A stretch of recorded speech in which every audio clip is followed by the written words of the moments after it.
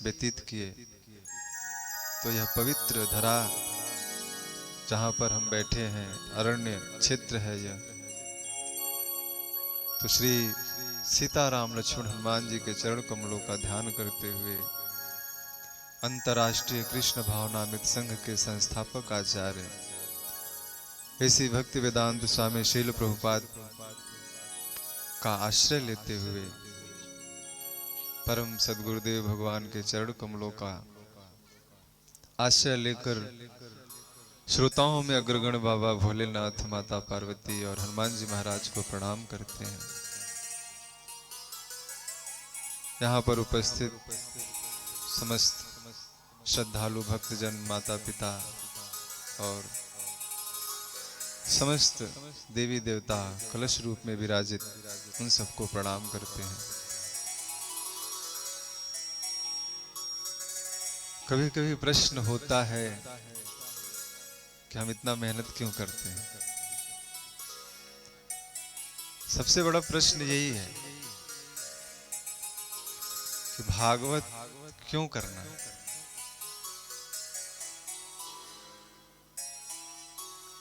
आज मनुष्य हर वस्तु में यह देखता है, अगर किसी को कोई सलाह दी जाए, कोई बात करी जाए, तो कहता है इससे लाभ क्या है।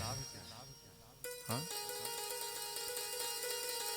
बनिया सिर्फ बेचने वाला नहीं होता, बनिया वह होता है जो लाभ देखता है। इसलिए हम सब बनिया हैं, है ना। कि लाभ आज सब देखते हैं। कोई कहे मैं ब्राह्मण हूं, मैं क्षत्रिय हूं, मैं वैश्य हूं, लेकिन वास्तव में हम सब बनिया हैं जो लाभ और हानि देखते हैं। कोई कह दे यहां पर फला जगह पर एक पत्थर प्रकट हुआ और एक ने जल चढ़ाया तो इसकी मनोकामना पूरी हो गई, तो हम क्या करेंगे, पूरा गांव जाकर उस पत्थर की पूजा करने लगे। क्यों? क्योंकि किसी की मनोकामना पूरी हुई। तो हमने यह विचार नहीं किया कि उस पत्थर में वास्तव में है क्या। बस हमने देखा और परंपरा को फॉलो किया, हम लग गए। किसी ने कह दिया कोई बाबा आए हैं चमत्कारी, हम उनके पीछे पड़ गए। बात सेवा की नहीं है, बात दर्शन की नहीं है, बात है उनका दर्शन से हमको क्या लाभ मिलेगा। तो इसीलिए भागवत कथा सुनने से क्या लाभ है, पहला प्रश्न यही है कि अगर हम भागवत कथा सुने, ये कोई छोटा आयोजन नहीं है।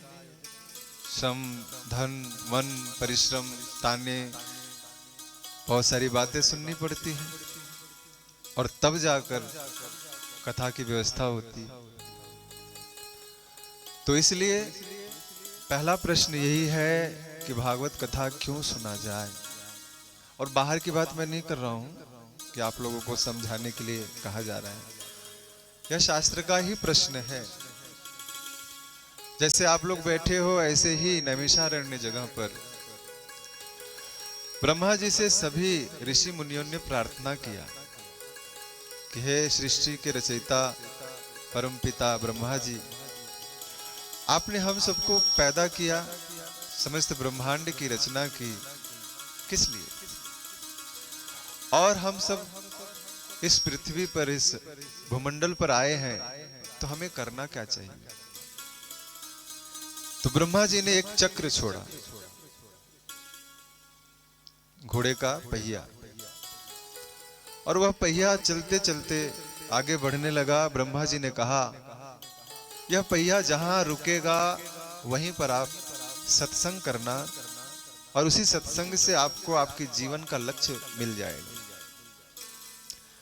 वह पहिया चलते चलते लखनऊ के पास, वृंदावन से कुछ दूरी पर नैमिषारण्य जगह है, वहां पर रुक गया। अरण्य, जैसे ये अरण्य खंड है, ऐसे ही उसको निमिष अरण्य कहते हैं, इसीलिए उसका नाम पड़ा नैमिषारण्य। जहां क्षण मात्र भी दोष न हो, हर चीज पवित्र हो, उसी को नैमिषारण्य कहते हैं। तो सभी ऋषि मुनि उस पहिए के पीछे गए, वह पहिया वहां पर स्थापित हो गया, रुक गया। समस्त ऋषि मुनि वहां बैठ गए। कितने ऋषि मुनि थे? 2, 4, 6 नहीं, 88,000 ऋषि मुनि थे। तो उन 88,000 ऋषि मुनियों ने जब वहां पर स्थापित हुए, चक्र को देखा तो बैठ गए।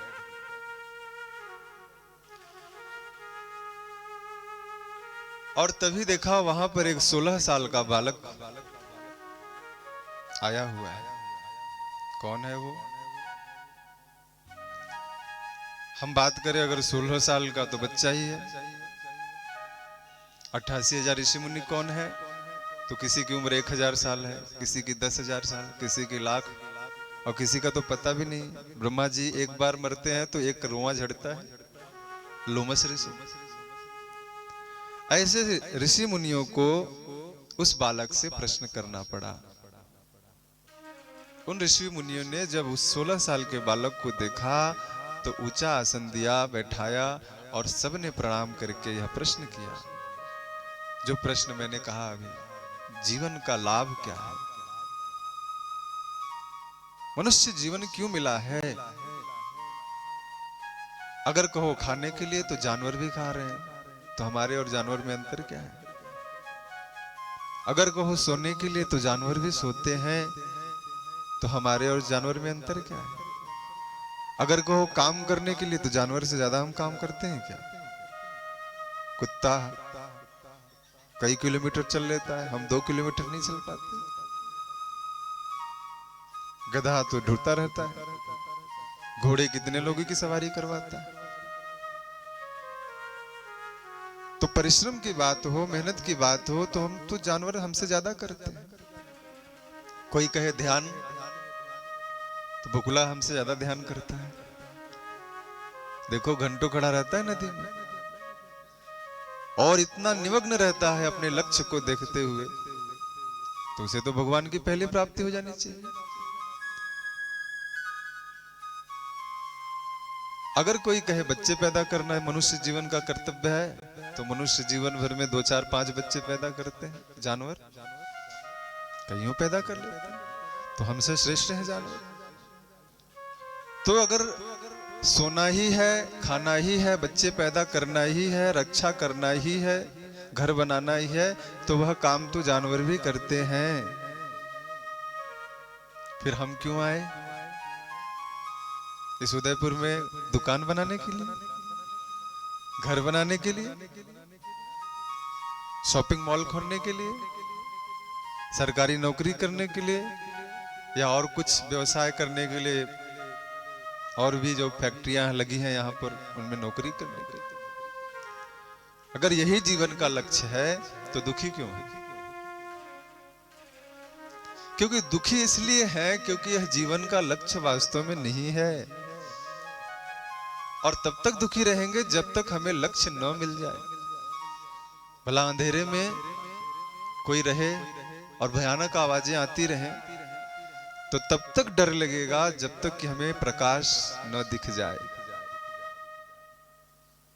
इसी तरह जीवन में जब तक हमें वास्तविक लक्ष्य की प्राप्ति नहीं मिल जाएगी, हम दुखी रहेंगे, हम शोकाकुल रहेंगे, हम असंतुष्ट रहेंगे, कितना भी हम धनी हो जाए।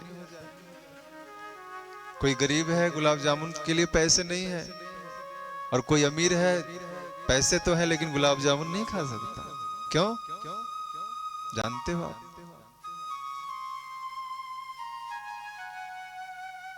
कोई मेहनत करने के लिए 5 किलोमीटर जाता है बर्तन मांजने किसी के घर पे, और कोई सेठ 5 किलोमीटर वॉकिंग करने जाता है पेट पचाने के लिए। क्यों? तो कहने का मतलब यह है कि मनुष्य जीवन का लक्ष्य यह नहीं है जो हम देख रहे हैं, जो कर रहे हैं, जो सुन रहे हैं और जो खा रहे हैं। Eating, sleeping, mating and defending. भोजन, मृत्यु, जीविका, सोना, खाना, बच्चे पैदा करना, यह जानवरों का भी लक्ष्य है। और वह जानते नहीं इसके आगे क्या है, लेकिन मनुष्य जानता है इसके आगे क्या है। अंतर यही। और कोई कहे जानवर और हमारे में अंतर क्या है, तो बस एक ही अंतर है, विवेक। और वह विवेक कैसे आता है? बिनु सत्संग विवेक न होई, राम कृपा बिनु सुलभ न सोई। बिना सत्संग के, बिना गुरु के, बिना संत के ज्ञान विवेक नहीं होता। विवेक का मतलब क्या हुआ? क्या अच्छा है, क्या बुरा है। और किसी संत का सानिध्य मिल जाए, गुरु मिल जाए, तो वह कैसी कृपा होगी? राम कृपा। यहां पर भागवत हो रही है तो यह कृपा है ठाकुर जी की। उन्होंने कृपा करी है। यह कोई कराए सोचे मैं करा रहा हूं तो वह भ्रम में है। यह तो कृपा हुई है कि उन्होंने कहा कि मैं यहां आना चाहता हूं। यहाँ पे कुछ हमारे पुण्यशाली भक्त हैं जो उन्होंने बहुत पुण्य किए हैं, भजन किया है, भक्ति की। इसलिए राम कृपा बिनु सुलभ न सोई। यह सत्संग राम कृपा के बिना सुलभ नहीं हो सकता। तो ऋषियों ने 6 प्रश्न किया। किम श्रेयः शास्त्रः सारः, कः स्वावतारः प्रयोजनम्, किम कर्म केवताराश्च, धर्मः कः शरणं गता। 6 प्रश्न किया उन्होंने। मनुष्य जीवन का लक्ष्य क्या है? और अगर मनुष्य जीवन का लक्ष्य पता चल जाए तो उसे पाने का साधन क्या है? आपको जाना हो बिलासपुर तो कोई कहे पैदल चले जाओ, कोई कहेगा बस आती है बस से जाओ, कोई कहता है साइकिल से जाओ, और कोई कह दे यहां से हेलीकॉप्टर भी जाता है। तो अच्छा कौन सा है? हेलीकॉप्टर से 1 घंटे में पहुंच जाओगे, बस से 6 घंटे लगेंगे। तो इसलिए सरल साधन क्या है? अगर परम लक्ष्य मिल गया तो उस परम लक्ष्य को प्राप्त करने का सबसे सरल साधन क्या है? स्वावतारः प्रयोजनम। और अगर मनुष्य जीवन में परम लक्ष्य भगवान है, हमने सुना है, तो वह भगवान कौन है? क्योंकि 33 करोड़ देवी देवता है। अभी हमने सुना, कलश यात्रा लेकर गए थे। तो उन 33 करोड़ देवी देवताओं का अगर हम एक एक दिन भी भजन करें तो होगा ही नहीं। बहुत जिंदा रहेंगे 10,000 दिन बोल रहा हूं, बहुत जिंदा रहेंगे तो 10,000 दिन तक, एक साल में 365 दिन, तो जोड़ो आप 10,000 दिन या 20,000 दिन जिंदा रहेंगे। और देवता कितने हैं? 33 करोड़। तो भाई ये माथा पच्ची नहीं करना है। एक बता दो उनकी पूजा कर ले तो सबकी पूजा हो जाए, ऐसा कुछ बताओ। तो किसी ने कहा गणेश की पूजा करो, मंगल मूर्ति है, विघ्नहर्ता है। तो गणेश की पूजा करेंगे तो फिर शंकर जी कौन है? उनके बाप है, तो उनकी पूजा क्यों नहीं कर लेते? और शंकर जी भी अगर हैं तो भैया पत्नी के पीछे है, पत्नी को पटाना चाहिए ना, पति तो अपने आप पट जाएगा। तो पार्वती जी यानी दुर्गा जी को भजन करो। और अगर दुर्गा जी का भजन करना है तो दुर्गा जी फिर क्यों कहती हैं कि हमारे लिए तो नारायण आराध्य है? तो नारायण का भजन करना चाहिए। और नारायण के आराध्य कौन है? इसलिए वह भगवान बताइए जिस एक भगवान की पूजा करने से सबकी पूजा हो जाए, और जो सबसे बड़ा भगवान है। ऋषियों का प्रश्न है, तीसरा प्रश्न। और चौथा प्रश्न क्या है? अगर हमने सुना है भगवान है और वो एक ही है, तो फिर इतने सारे अवतार क्यों लेते हैं?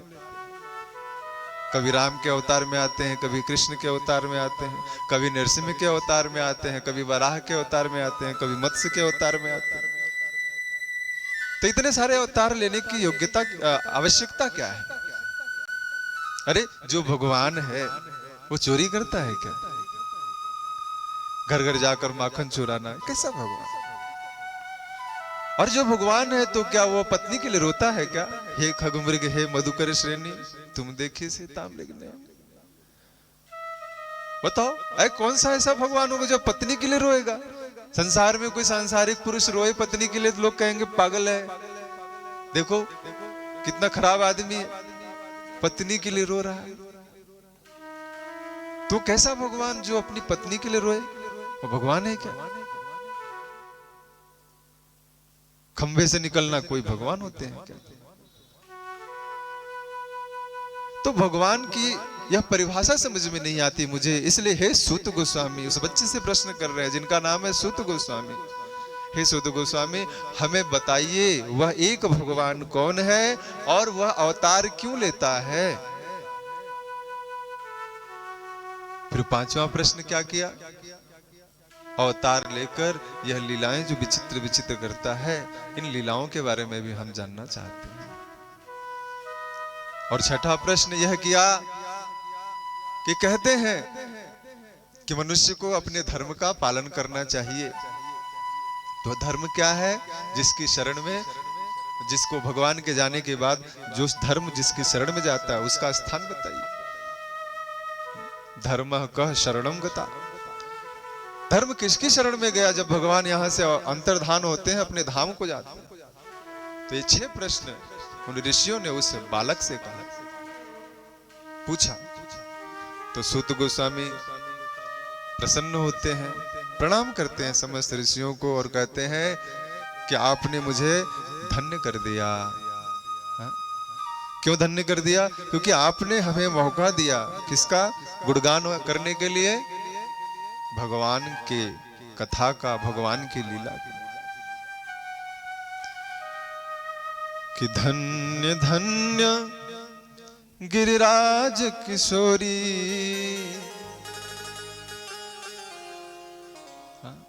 बाबा भोलेनाथ कहते हैं कि हे गिरिजा, हे गिरिराज किशोरी, आप धन्य हो।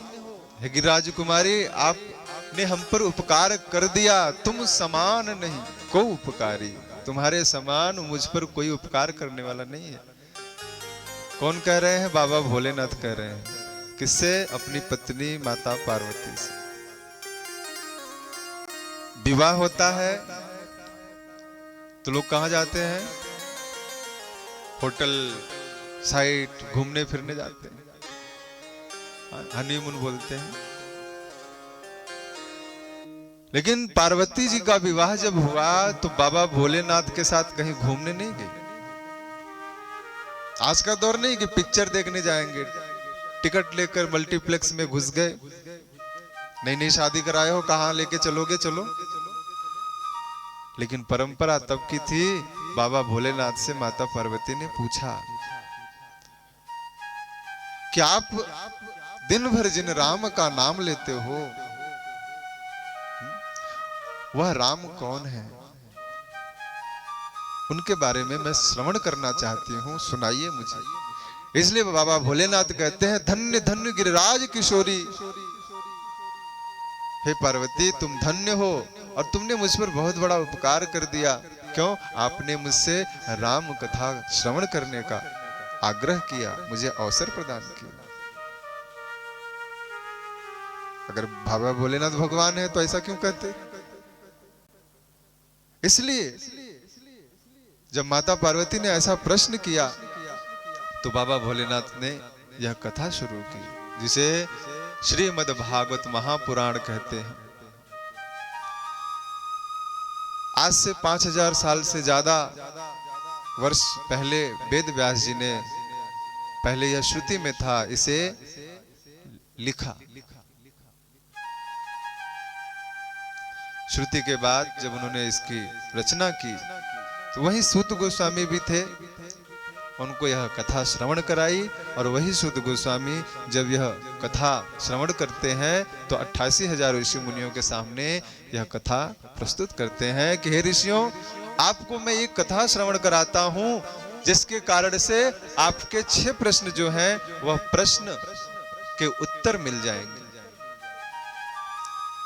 कि समाश्रिताये पद पल्लव प्लवम महत्पदम पुण्य यशो मुरारे भवाम्बुधिर्वत्स पदम परम पदम पदम पदम यद विपदाम न तेषाम। देखिए इस संसार में हर पग पग पे क्या है? कष्ट है।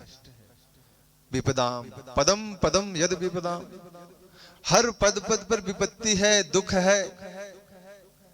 लोग भय से डरते हैं कि अगला कदम बढ़ाएंगे कहीं एक्सीडेंट न हो जाए, कहीं मर न जाए, कहीं चूक न जाए। इसलिए अगर पद पद पर कदम कदम पर कष्ट है, दुख है, मरने का भय है, तो उस भय को कैसे विनष्ट किया जाए? सूत गोस्वामी कहते हैं भगवान की कथा द्वारा। जिसने भगवान की कथा का श्रवण कर लिया, जिसने भगवान का अमृत पान कर लिया, उससे फिर भय नहीं रहेगा। यद विवेति भयम स्वयं, अरे जिसके कारण से भय भी भागता है, नाम सुन ले कि भगवान है, आ रहे हैं, तो भय भी वहां से भाग जाता। इसलिए हे ऋषियों, मैं उन अच्युत भगवान की कथा का आपको रसपान कराऊंगा, जिसके श्रवण करने से आज आप लोग ही नहीं, इसके पहले महाराज परीक्षित भी अपने भय से, मरने के भय से मुक्त हो गए। सदा सेव्या श्रीमद् भगवती कथा, यस्या श्रवण मात्रेण हरिश्चित्तम समाश्रयेत्। कह रहे हैं अगर भगवान का प्रेम प्राप्त करना है तो सदा सेव्या, सदैव, एक बार नहीं, बार बार, मामा मुंचित करहिचित, बार बार उस भगवान अच्युत जिनका पतन नहीं होता, उन भगवान कृष्ण का, उन गोविंद का, उन राम का कथा लीला का रसपान करते रहना चाहिए। काश्यानुमरण्यान मुक्ति, काशी में अगर कोई मरता है तो वह मुक्त हो जाता है, शास्त्र कहता है। लेकिन वह मुक्त कैसे होता है? कि काशी मरत जंतु अवलोकी, किसी जीव को जब काशी में मरते हुए बाबा भोलेनाथ देखते हैं तो जाकर कहते हैं क्या? जासु नाम बल करहु विशोकी, जिसके नाम के बल पर बाबा भोलेनाथ काशी में मरने वाले व्यक्ति को मुक्त कर देते हैं, वह कौन है? सोई प्रभु मोर चराचर स्वामी, रघुवर सबुर अंतर्यामी। बाबा भोलेनाथ कहते हैं पार्वती, वही प्रभु मेरे आराध्य हैं। सोई प्रभु मोर चराचर स्वामी, मेरे स्वामी है, मेरे आराध्य हैं। और वह कौन है? वह राम दूसरा कोई नहीं है, वह राम रघुवर, जो रघुकुल में अवतार लेने वाले राम है, वही राम है। इसलिए मैं कहूंगा उन्हीं राम का भजन करने से, उन्हीं कृष्ण का भजन करने से जीव मुक्त होता है। क्योंकि जब जीव मरता है काशी में तो मैं उसके कान में जाकर राम बोल देता हूं, बोलो राम, बोलो कृष्ण। भले वह नहीं बोल पाए लेकिन सुनकर मुक्त हो जाता है। इसलिए भगवान की इस कथा का आस्वादन जो भी व्यक्ति करता है वह वास्तव में मुक्त हो ही जाता है। मनुष्यानां सहस्रेषु कश्चित् यदति सिद्धये, यततामपि सिद्धानां कश्चिन्मा वेत्ति तत्त्वतः। भगवान कहते हैं अर्जुन से कि अर्जुन, हजारों लाखों मनुष्यों में कोई एक भगवान की कथा का प्रेमी होता है, मेरा प्रेमी होता है। सोचो, अब विचार करो। अभी तो दोष हम नहीं दे रहे हैं, आज पहला दिन है, लेकिन उदयपुर में क्या इतने ही लोग हैं? नहीं ना? तो कौन आएगा इस पंडाल में कथा को श्रवण करने? कौन आएगा? डीजे बज जाए तो देखो, माताएं भी खाना पीना छोड़ के सब चालू, बूढ़े भी जिनको चलने को नहीं होगा वो भी आ जाएंगे चश्मा लगा के देखने के लिए। हाँ, कहां से आई है नाचने वाली? बहुत आनंद आएगा। रात को 1 बज जाए, 2 बज जाए, फिर भी कोई बात नहीं, लेकिन अभी थोड़ा लेट हो जाए तो घड़ी दिखेगी, अरे क्या कथा चल रही है, इतनी लेट कथा, पेट में चूहे कूद रहे हैं। और वहां पीछे से बोले बाबा चलो सोने टाइम हो गया। अरे रुको तो, पैसा वसूल करने दो। 5,000 दिया बजने के लिए। तो भगवान कहते हैं कि हजारों लाखों मनुष्यों में कोई एक ही मुझसे प्रेम करने वाला होता है, और उन लाखों में भी कोई एक मेरी कथा में आता है, मेरी लीलाओं को श्रवण करने का अवसर ढूंढता है। और ये छोटी मोटी बात नहीं है कि मैं बोल रहा हूं, ये भगवान ने भगवत गीता में कही। और बाबा तुलसीदास जी ने भी यही कहा कि अति हरि कृपा जाहि पर होई, पाम दे एहि मार्ग सोई। जिस पर भगवान की अति कृपा हो जाएगी, अति समझते हैं ना, हर चीज की अति होती है, कहते हैं ना हर चीज की अति। तो भगवान की जिस पर अति कृपा हो गई, पांव दे एहि मार्ग सोई, वही इस मार्ग पर चलकर आकर बैठेगा। तो जो बैठे हैं उनको बहुत बड़ी कृपा है भगवान की, कोई साधारण कृपा नहीं है। उन पर विशेष कृपा भगवान ने किया है, इसके लिए वह चलकर यहां पर आकर विराजित हो।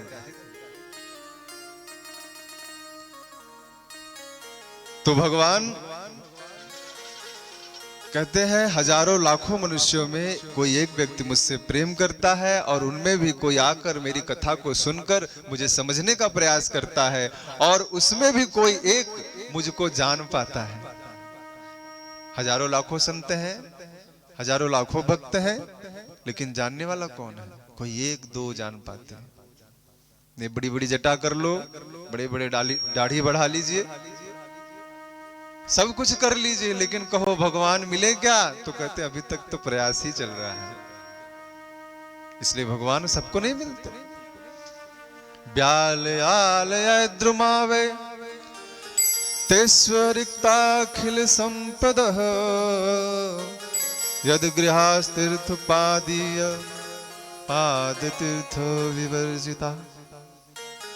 देखो भाई, कोई संत कोई साधु किसी के घर पे आता है तो उस पर क्या है?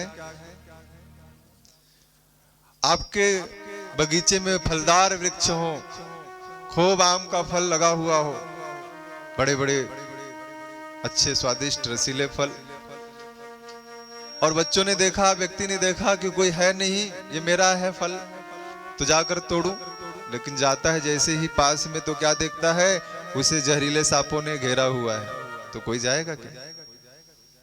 तो ब्याल याल द्रुमावे तेस्वरिक्ता खिल संपद, किसी के पास हजारों लाखों करोड़ों का धन हो, लेकिन अगर भगवान के भक्तों का आना जाना नहीं हो, भगवान के भक्तों का कथा श्रवण नहीं किया जाए, तो वह उसी पेड़ के समान है जिसमें रस तो है, फल तो है, लेकिन उस फल को चखने वाला कोई नहीं है।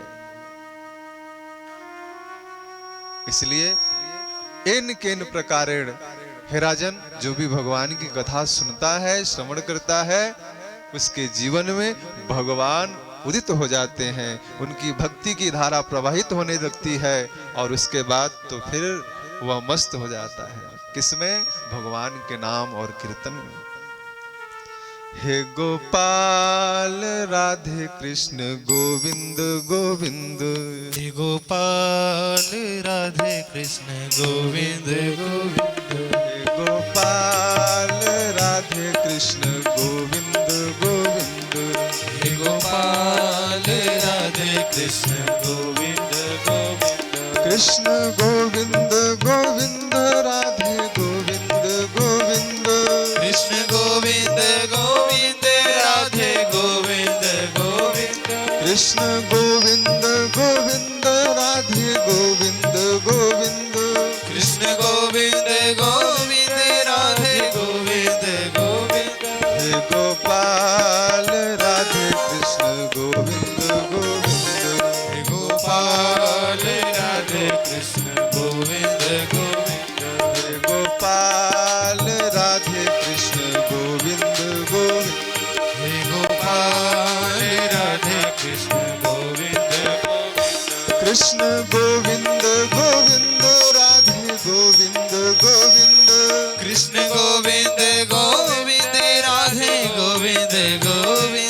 कृष्ण गोविंद गोविंद राधे गोविंद गोविंद कृष्ण गोविंद गोविंद राधे गोविंद गोविंद हे गोपाल राधे कृष्ण गोविंद हे गोपाल सभी लोग तालियों के साथ कृष्ण गोविंद गोविंद कृष्ण गोविंद गोविंद राधे गोविंद गोविंद कृष्ण गोविंद गोविंद राधे गोविंद गोविंद कृष्ण गोविंद गोविंद राधे गोविंद गोविंद कृष्ण गोविंद गोविंद राधे गोविंद गोविंद हे गोपाल राधे कृष्ण गोविंद गोविंद हे गोपाल राधे कृष्ण गोविंद गोविंद हे गोपाल राधे कृष्ण गोविंद गोविंद श्री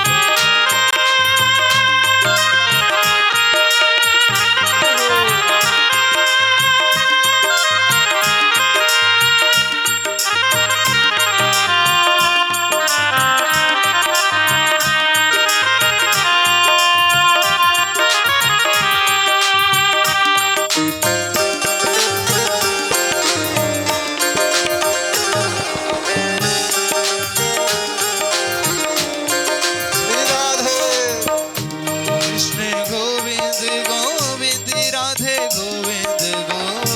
कृष्ण गोविंद गोविंद राधे गोविंद गोविंद कृष्ण गोविंद गोविंद राधे गोविंद गोविंद कृष्ण गोविंद गोविंद राधे गोविंद गोविंद राधे गोविंद गोविंद कृष्ण गोविंद गोविंद राधे गोविंद गोविंद कृष्ण गोविंद गोविंद हे गोपाल राधे कृष्ण गोविंद गोविंद हे गोपाल राधे कृष्ण गोविंद गोविंद कृष्ण गोविंद गोविंद राधे गोविंद गोविंद कृष्ण गोविंद गोविंद राधे गोविंद गोविंद कृष्ण गोविंद गोविंद राधे गोविंद गोविंद गोविंद गोविंद राधे गोविंद गोविंद हे गोपाल राधे कृष्ण गोविंद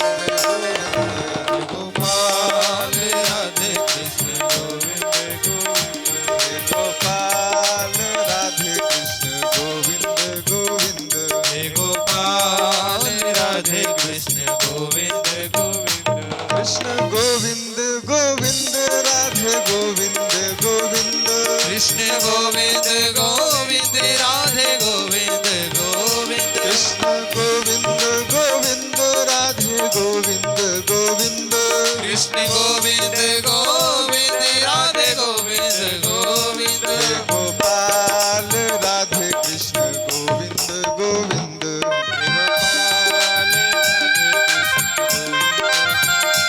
हे गोपाल राधे कृष्ण गोविंद गोविंद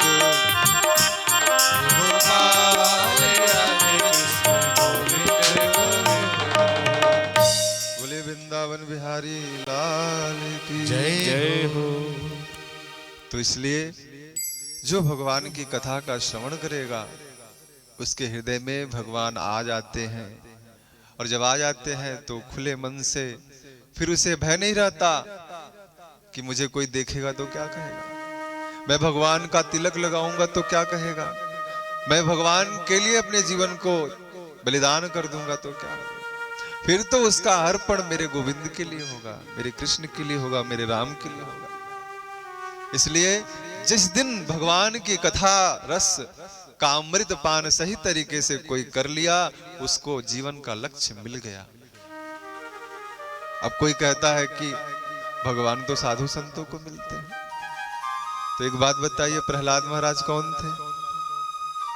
साधु थे? नहीं। भगवान अगर गृहस्थ को मिलते हैं तो जनक महाराज कौन थे? वो भी तो गृहस्थ थे। भगवान अगर बूढ़े को नहीं मिलते तो शबरी कौन थी?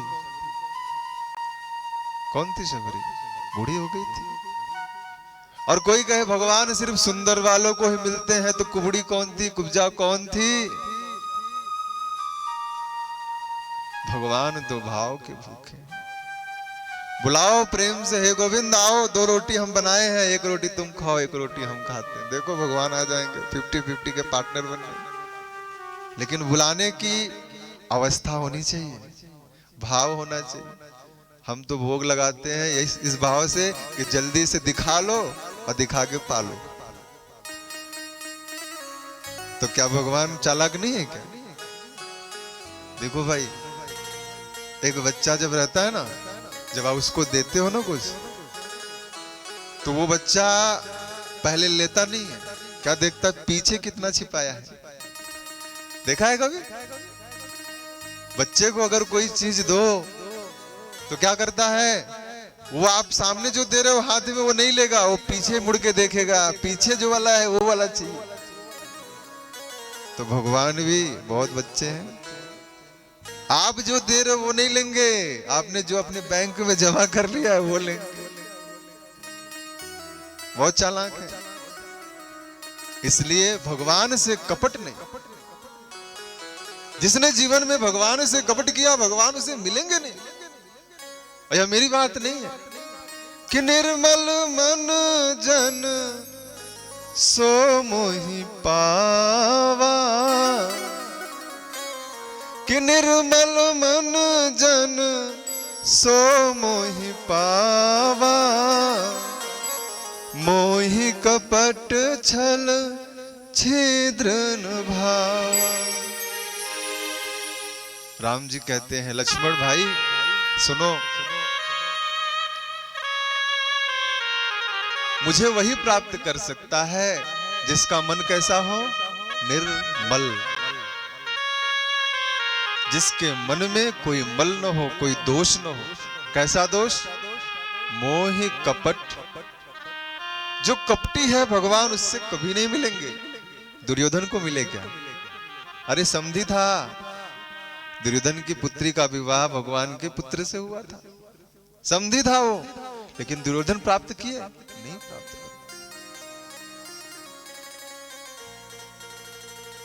तो कपटी से नहीं भगवान मिलते। कंस ने कपट करके भगवान को बुलाया था कि बुलाएंगे मथुरा और मार देंगे, तो कंस को मिले क्या? नहीं मिले, मार दिया। छल, कोई सोचे कि मैं भगवान को छल से अपने अधीन कर लूं, तो छल से भी भगवान को अधीन नहीं कर सकता। और कोई सोचे कि मैं किसी में दोष देखकर भगवान को प्राप्त कर लूं, तो वह दोष भी भगवान को प्राप्त नहीं करने देगा। इसलिए इन 3 अवगुणों को घर से बाहर निकालो, अपने हृदय से बाहर निकालो, अपने मन से बाहर निकालो। कौन? कपट मत रखो किसी के प्रति, छल मत करो किसी के साथ, और किसी में दोष मत देखिए। किसी में दोष देखा तो भगवान नहीं मिलेंगे, किसी से छल किया तो भगवान नहीं मिलेंगे, कोसों दूर रहेंगे, और किसी से कपट कर लिया तो बोलना ही क्या।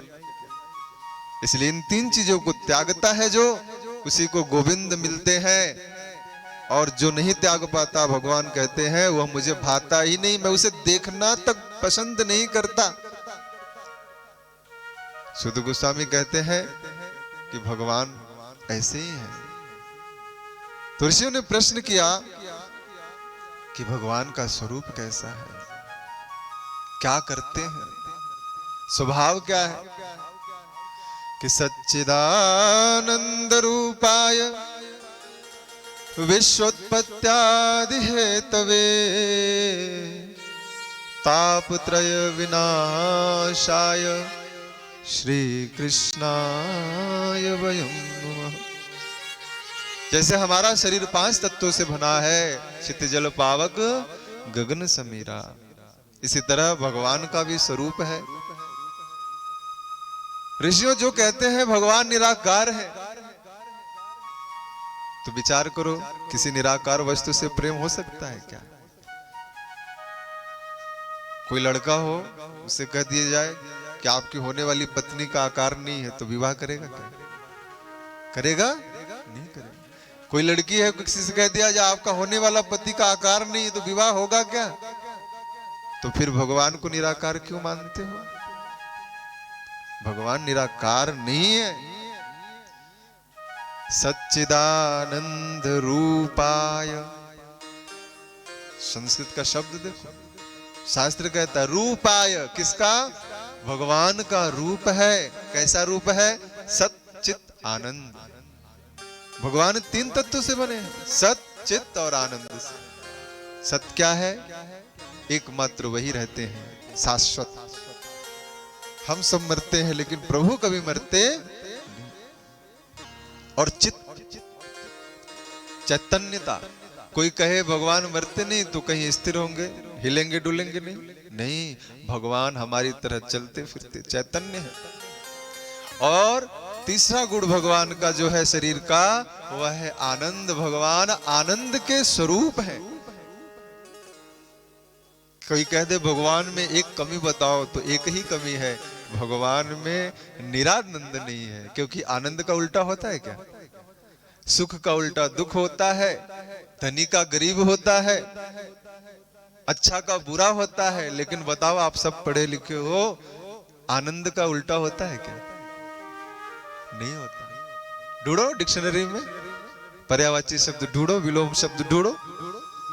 आनंद का उल्टा नहीं होता, क्योंकि आनंद का उल्टा होगा ही नहीं। भगवान का उल्टा होता है क्या? इसलिए भगवान आनंद स्वरूप है। तो भगवान का स्वरूप है 3 तरह, 3 सब्जेक्ट है उनमें, तत्व है सत चित और आनंद। तो करते क्या है? विश्वोत्पत्त्यादि हेतवे, इस संसार की रचना करते हैं। आदि रचना, आदि का मतलब रचना करते हैं, पालन करते हैं और संहार करते हैं। तो ऋषियों ने प्रश्न किया कि ये प्रश्न तो ऐसा है कि हम सब भी करते हैं, जो गृहस्थ है, जो मनुष्य है, वह भी करते हैं। रचना करते हैं, बच्चे पैदा करते हैं, रचना ही तो है। पालन करते हैं, बच्चों का पालन सब कोई करता है। और मर जाते हैं तो संहार भी समझो हो जाता है। तो सूत गोस्वामी कहते हैं, ऋषियों, मनुष्य के पालन, संहार और मृत्यु में अंतर है। क्योंकि मनुष्य जब पैदा करता है बच्चा, तो मोह हो जाता है। क्या मोह हो जाता है? यह बेटा मेरा है। अच्छा, तुम्हारा बेटा? हाँ। जब वह कन्या थी, लड़की थी, तो किसी बच्चे ने मल कर दिया तो नाक दबा के सिकोड़ती है, गंदगी करती है। लेकिन अगर जब वह मां बन गई, तो देखो, वही कन्या जो गंदगी देखकर नाक दबाती थी, आज वही कन्या उस अपने बेटे का लैट्रिन भी साफ करती है कि नहीं? फिर उसमें दोष दिखता है क्या? क्यों? क्योंकि मोह हो गया, ममता आ गई कि यह मेरा बेटा है, यह मेरी बेटी है, इसलिए वो उसके लिए पालन करने लगा। तो मोह हो गया। लेकिन भगवान जब पैदा करते हैं तो मोह नहीं होता। कैसे? क्योंकि जब हमको अपने पुत्र को पैदा करते हैं तो यह मोह होता है कि हम मेरा है, इसके पीछे पीछे भागते हैं। लेकिन भगवान ने पैदा कर दिया तो क्या आपके पीछे पीछे भाग रहे हैं? नहीं। फिर पालन करना, तो हम भी पालन करते हैं, मनुष्य भी पालन करता है, भगवान भी पालन करते हैं। तो कहते हैं हाँ, भगवान पालन करते हैं, लेकिन मनुष्य जब पालन करता है तो उसके अंदर क्या होता है? आसक्ति आ जाती है, अपेक्षा। क्या अपेक्षा? कि मैं इस बच्चे को पढ़ा लिखा रहा हूं या रही हूं तो मेरे बुढ़ापे में ये मेरा सेवा करेगा। देखो, अपेक्षा हो गई कि नहीं भाई? आज तो बेटियों की भी अपेक्षा होती है कि चलो बेटा नहीं हुआ तो बेटी ही सेवा करेगी। तो मनुष्य में अपेक्षा हो जाती है, लेकिन भगवान कभी अपेक्षा करता है क्या? शराब पी के भगवान को भी लोग गाली देते हैं। अरे चलो, शराब नहीं पीते, जो जानकार हैं, जिनकी बुद्धि है, जो सही है, वह भी गाली देते हैं, कुछ भगवान नहीं है। तो क्या भगवान दाना पानी हवा बंद करते हैं क्या? क्योंकि भगवान किसी से कोई अपेक्षा नहीं रखते। आना है तो आओ, जाना है तो जाओ। तो इसलिए भगवान के पालन में अपेक्षा नहीं है और मनुष्य के पालन में अपेक्षा है। वह माँ पिता बच्चे का पालन पोषण इसलिए करते हैं ताकि मेरे बुढ़ापे का सहारा बने, लेकिन भगवान पालन इसलिए नहीं करते हैं कि मेरे मेरी सहारा बने, मेरा सहायता करे, मेरी पूजा करे। भगवान इसलिए पालन करते हैं कि ठीक है तुम जियो, मुझे सेवा नहीं करोगे, मुझे नहीं मानोगे तो भी तुम्हें मैं हवा पानी दूंगा, सांस दूंगा। नहीं तो अगर भगवान को थोड़ा भी क्रोध आ गया तुम्हारी सेवा से तो उसी दिन सांस टिप खत्म। तीसरी चीज, मरना। तो मरता है तो मनुष्य रोता है, हाय मेरा बेटा, हाय मेरी बेटी, हाय मेरे पति, हाय मेरी पत्नी।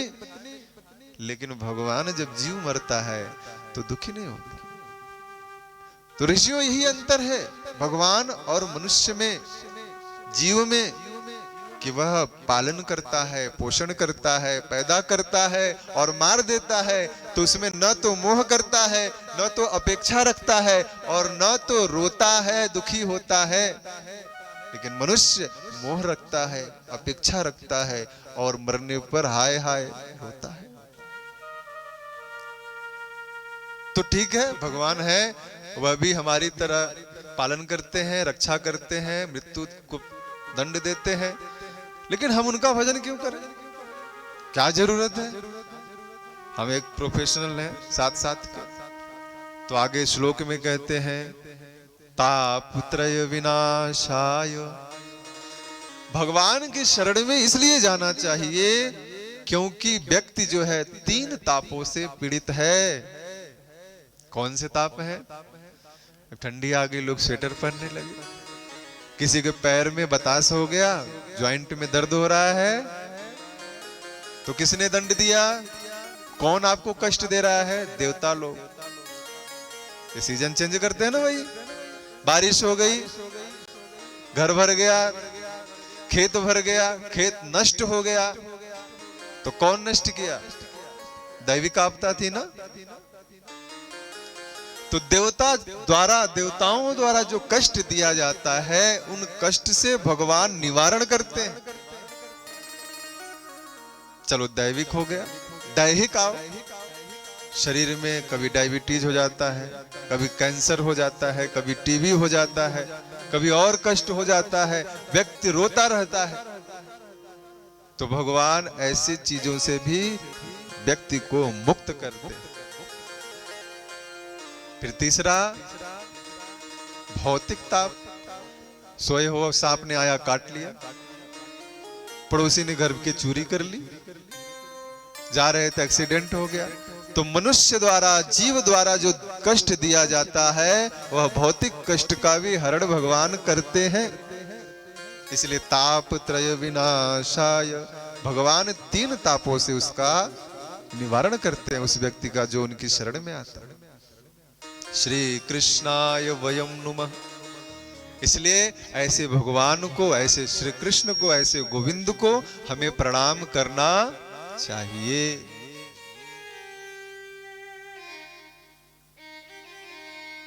अज्ञान ध्वांत विध्वंस कोटि सूर्य समप्रभः सूताख्या हि कथा सारम मम कर्ण रसायनम।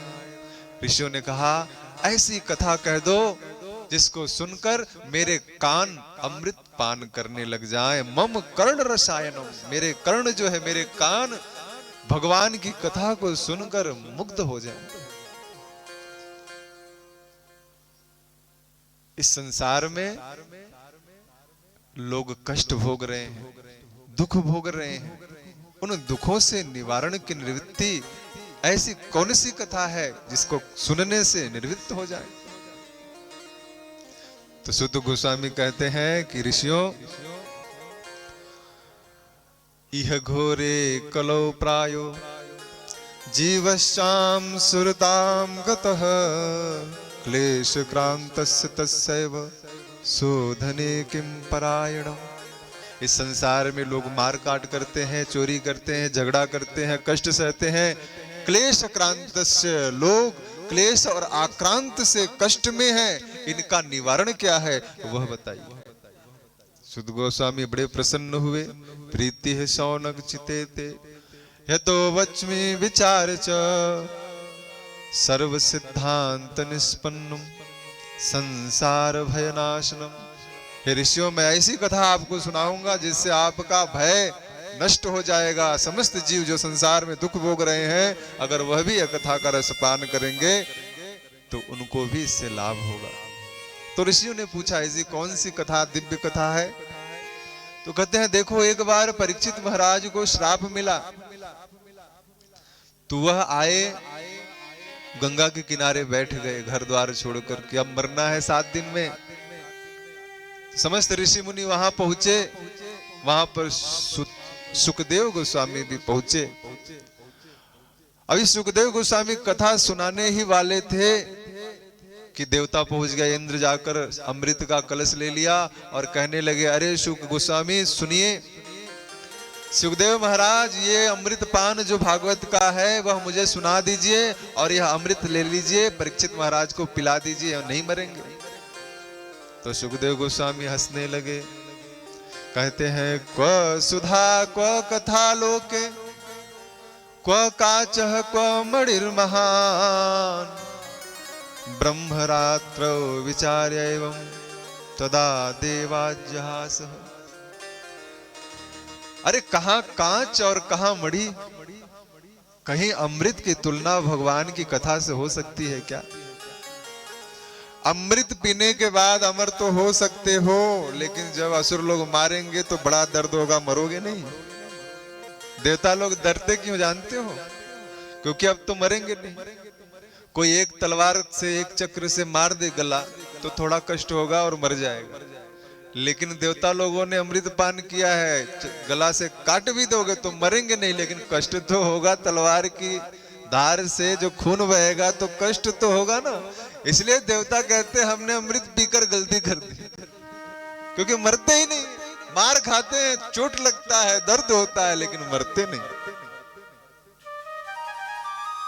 इसलिए अमृत पीना बड़ा डेंजरस है। लेकिन जिसने कथामृत पी लिया वह तो शरीर से मुक्त हो गया। तो वही कहते हैं सुखदेव गोस्वामी की क्व कथा क्व सुधा लोके क्व काचः क्व मणिर्महान्। कभी कांच की तुलना मणि से हो सकती है क्या? इसलिए देवताओं, तुमने यह जो कार्य किया है कि मैं तुम्हें भागवत रूपी अमृत पिला दूं और यह स्वर्ग का अमृत तुम मुझसे सौदा करने आए हो, चलो जाओ यहां से। भगा दिया, देवताओं को भगा दिया। अभक्तांश विज्ञाय न ददौ स कथामृतम। जो अभक्त हैं, जो भगवान की भक्ति नहीं करते, लालची हैं, सोचते हैं शॉर्टकट में काम हो जाए, उन्हें भगवान की कथा सुनने का कोई लाभ नहीं मिलेगा। ब्रह्मरातो विचारे एवं तदा देवाज्जहासः। श्रीमद् भगवती वार्ता सुराणामपि दुर्लभा। आप लोग बैठे हो, लेकिन देवता यहाँ कलश में नहीं आए, आप लोग लेकर नहीं आए। तो देवता तरसते हैं कि मेरे घर का कोई बेटी, कोई बहन, कोई मेरी बिटिया, कोई मेरी बहू ने कलश नहीं भरा, मैं कैसे कथा श्रवण करूं।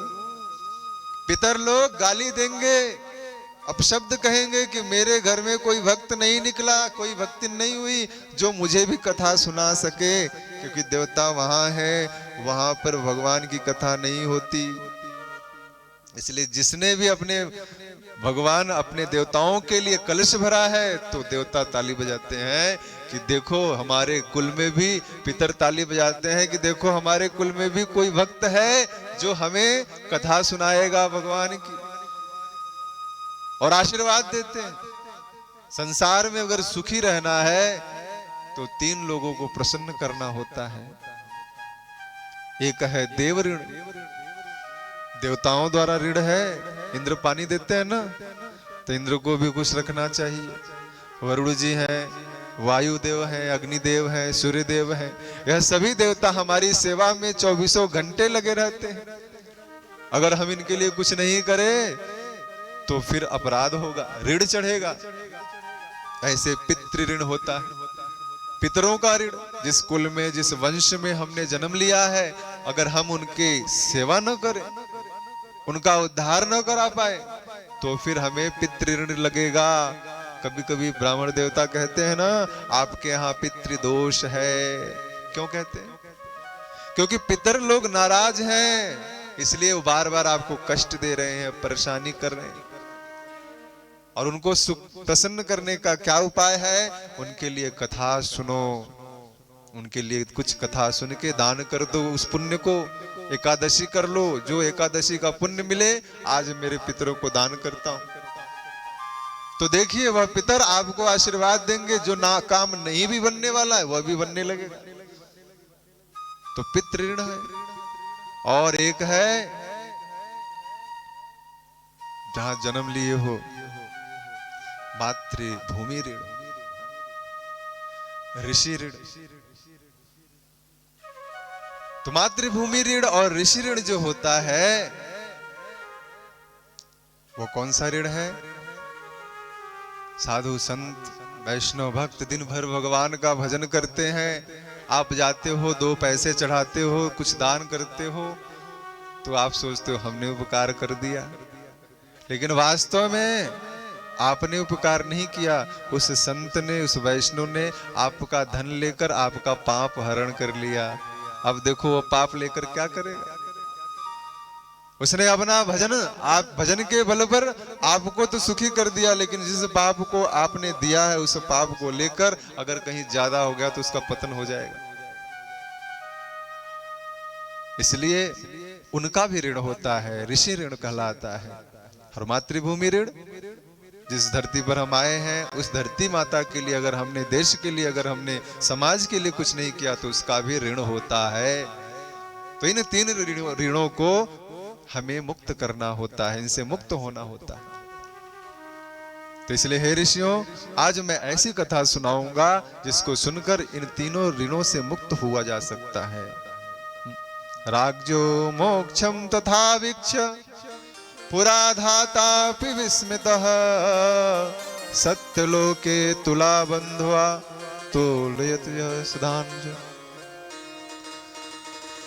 देवता लोग नाराज होकर गए ब्रह्मा जी के पास और जाकर कहने लगे कि हमारी तो बेइज्जती कर दी सुखदेव महाराज ने।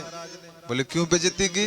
बोले हम गए थे अमृत का पान लेकर और उन्होंने कह दिया अमृत का पान नहीं चाहिए, अमृत खराब है, भगवान की कथा के आगे कुछ नहीं है। तो ऐसे आप बताओ कि यह भागवत की कथा है क्या? तो ब्रह्मा जी अभी तराजू पर एक तरफ भागवत की कथा रख दिया और दूसरी तरफ संसार के सारे पुण्य रख दिए, लेकिन वह तराजू हिला डुला नहीं। सारा पुण्य ऊपर, तराजू जो पलड़ा भारी था वह कौन था? श्रीमद् भागवत की कथा। तो ब्रह्मरात्र विचार एवं वह विचार ही कर रहे थे ऐसा क्या है इस भागवत कथा में। तभी क्या देख रहे हैं? परीक्षित महाराज मुक्त होके वैकुंठ जा रहे हैं, विमान आया है। देवता लोग हाहाकार करने लगे, अरे देखो तो देखो परीक्षित वैकुंठ जा रहे हैं। ब्रह्मरात्र विचार एवं ब्रह्मा जी ने समझ लिया कि संसार के सारे पुण्यों को मिला दो, यज्ञ कर लो, तप कर लो, सब कुछ कर लो, लेकिन भगवान की श्रीमद् भागवत रूपी कथा को जिसने सुन लिया, अमृत पान कर लिया, वह तो वैकुंठ का निवासी बनेगा ही बनेगा। लेकिन शर्त क्या है? निर्मल मन, बिना किसी दोष के, बिना किसी कपट के, बिना किसी द्वेष के जब आप सुनोगे तभी होगा। मेनी रे भगवद रूपम शास्त्रम भागवतम कलो पठना च श्रवणात् सद्यो वैकुंठ फलदायकम। बार बार कहते हैं जिसने भगवान की इस भागवत शास्त्र रूपी कथा का पान कर लिया, कैसे? पठनाच श्रवणात् सिद्ध। नहीं सुन सकते तो पढ़ो और नहीं पढ़ सकते तो सुनो। सप्ताहे न श्रुतम चैतत सर्वथा मुक्तिदायकम सनकाद्य पुरा प्रोक्तम नारदाय दयापरे। जिसने सप्ताह भागवत रूपी इस महिमा का सप्ताह श्रवण कर लिया, उसका जीवन धन्य हो गया, वह मुक्तिदाता है, मुक्ति प्रदान कर देता है। अब कथा सुनाते हैं। सूत गोस्वामी कहते हैं एक बार की बात है, नारद जी धरती पर आए और धरती पर आकर उन्होंने देखा, समस्त देवालयों में तीर्थ यात्रा में निकल गए और निकलने के बाद वहां देखते हैं कि कलयुग का आरंभ हो चुका है। कलयुग में सभी जीव क्या कर रहे हैं? सिर्फ और सिर्फ अपना पेट भर रहे हैं। सत्यम नास्ति तपः शौचम दयादानं न विद्यते उदरम भरिणो जीवा वराकाह कूट भाषण। न तो सत्य है न तो किसी में दया है, लोग सिर्फ पेट भरने में माहिर हैं, सिर्फ पेट भर रहे हैं। इसलिए पेट भरना ही इस कलयुग में एकमात्र लक्ष्य बन गया है मनुष्य का। नारद जी दुखी हो गए, वृंदावन आ गए नारद जी, सोचे एकमात्र यही जगह है जहां पर भगवान रहते हैं। अब वृंदावन में आकर क्या देखा, एक स्त्री है जो बहुत सुंदर है, लेकिन उसके दो पास में पति हैं जो बहुत ही बूढ़े हो चुके हैं, मरने वाले हैं, लंबी लंबी सांसें खींच रहे हैं।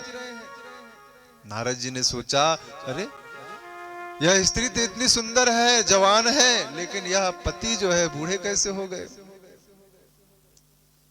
वापस जाने लगे, भैया कहीं मुझे न फंसा ले, ब्रह्मचारी आदमी बूढ़े मरने वाले हैं, कहीं मैं न फंस जाऊं, सुंदर स्त्री है। इसलिए जाने लगे चुपके से। तो उस स्त्री ने बुलाया, भो भो साधो क्षणम तिष्ठ मत चिंताम विनाशय। हे साधु, मेरे चिंता का नाश करिए, मेरे दुख का नाश करिए। क्यों? ये जो मेरे दो पास में पुरुष है ना, ये मेरे पति नहीं है। तब कौन है? ये मेरे पुत्र हैं। नारद जी को आश्चर्य हुआ, अरे तुम इतनी जवान और ये बूढ़े, पहली बार मैंने देखा। बोले हाँ, ज्ञान वैराग्य नामानो काल योगेन जर्जरो अहम भक्ति रीति ख्याता। मैं भक्ति हूं, मेरा नाम क्या है? भक्ति देवी। और ये दोनों पुत्र हैं मेरे, ज्ञान और वैराग्य। लेकिन लोगों ने, कलयुग के लोगों ने ज्ञान को छोड़ दिया है। वो नहीं जानना चाहते हैं कि भागवत कथा सबसे पहले किसने सुनी। किसी से पूछा जाए तो नहीं बताएंगे। देश का, रघुवंश का, सूर्यवंश का सबसे पहला राजा कौन था वो नहीं बता पाएंगे। लेकिन आईएएस की परीक्षा पास करने के लिए अमेरिका का पहला प्रेसिडेंट कौन था वो याद करते। हाँ? क्यों? क्योंकि आईएएस की परीक्षा पास कर लेंगे तो पेट भरेगा ना। इसलिए यह भक्ति देवी मैं हूं और यह मेरे पुत्र है। ज्ञान और वैराग्य, कोई ज्ञान नहीं पाना चाहता है, किसी को नहीं पता कि मुझे शास्त्र का ज्ञान हो जाए, मुझे भगवान का ज्ञान हो जाए। अब वैराग्य की बात ही छोड़िए, वैराग्य तो कहीं धरा ही नहीं है, किसी के अंदर है ही नहीं। सभी लोग जोर से हाथ उठाकर बोलेंगे, हरे कृष्ण कृष्ण कृष्ण हरे हरे, हरे हरे राम राम राम हरे हरे, हरे कृष्ण कृष्ण कृष्ण हरे हरे, हरे राम राम राम हरे हरे। तो न तो किसी के पास ज्ञान है न तो वैराग्य है। इसलिए पोषण कैसे होगा मेरे पुत्रों का? तो ज्ञान और वैराग्य बूढ़े हो गए। इसलिए हे नारद जी, आपसे विनती है, मेरे पुत्रों को फिर से जवान करो। साधु हृदय दयालु होता है। नारद जी कहते हैं, चिंता मत करो, तुम्हारे इस दुख का विनाश, तुम्हारे इस दुख का हल मैं ढूंढूंगा। उन्होंने अपने तप द्वारा, अपने मंत्रणा द्वारा सब कुछ कर दिया। गायत्री पाठ करवाया, दुर्गा सप्तशती पाठ करवाया, महामृत्युंजय का मंत्र करवाया, अनुष्ठान करवाया, लेकिन किसी से कोई फायदा नहीं हुआ। निराश हो गए और निराश होकर जाने लगे। सोचते हैं कि अब क्या मुंह दिखाऊं मैं भक्ति देवी को। तो जब समझ में नहीं आता व्यक्ति को, तो वह अपने से बड़ों के पास जाता है।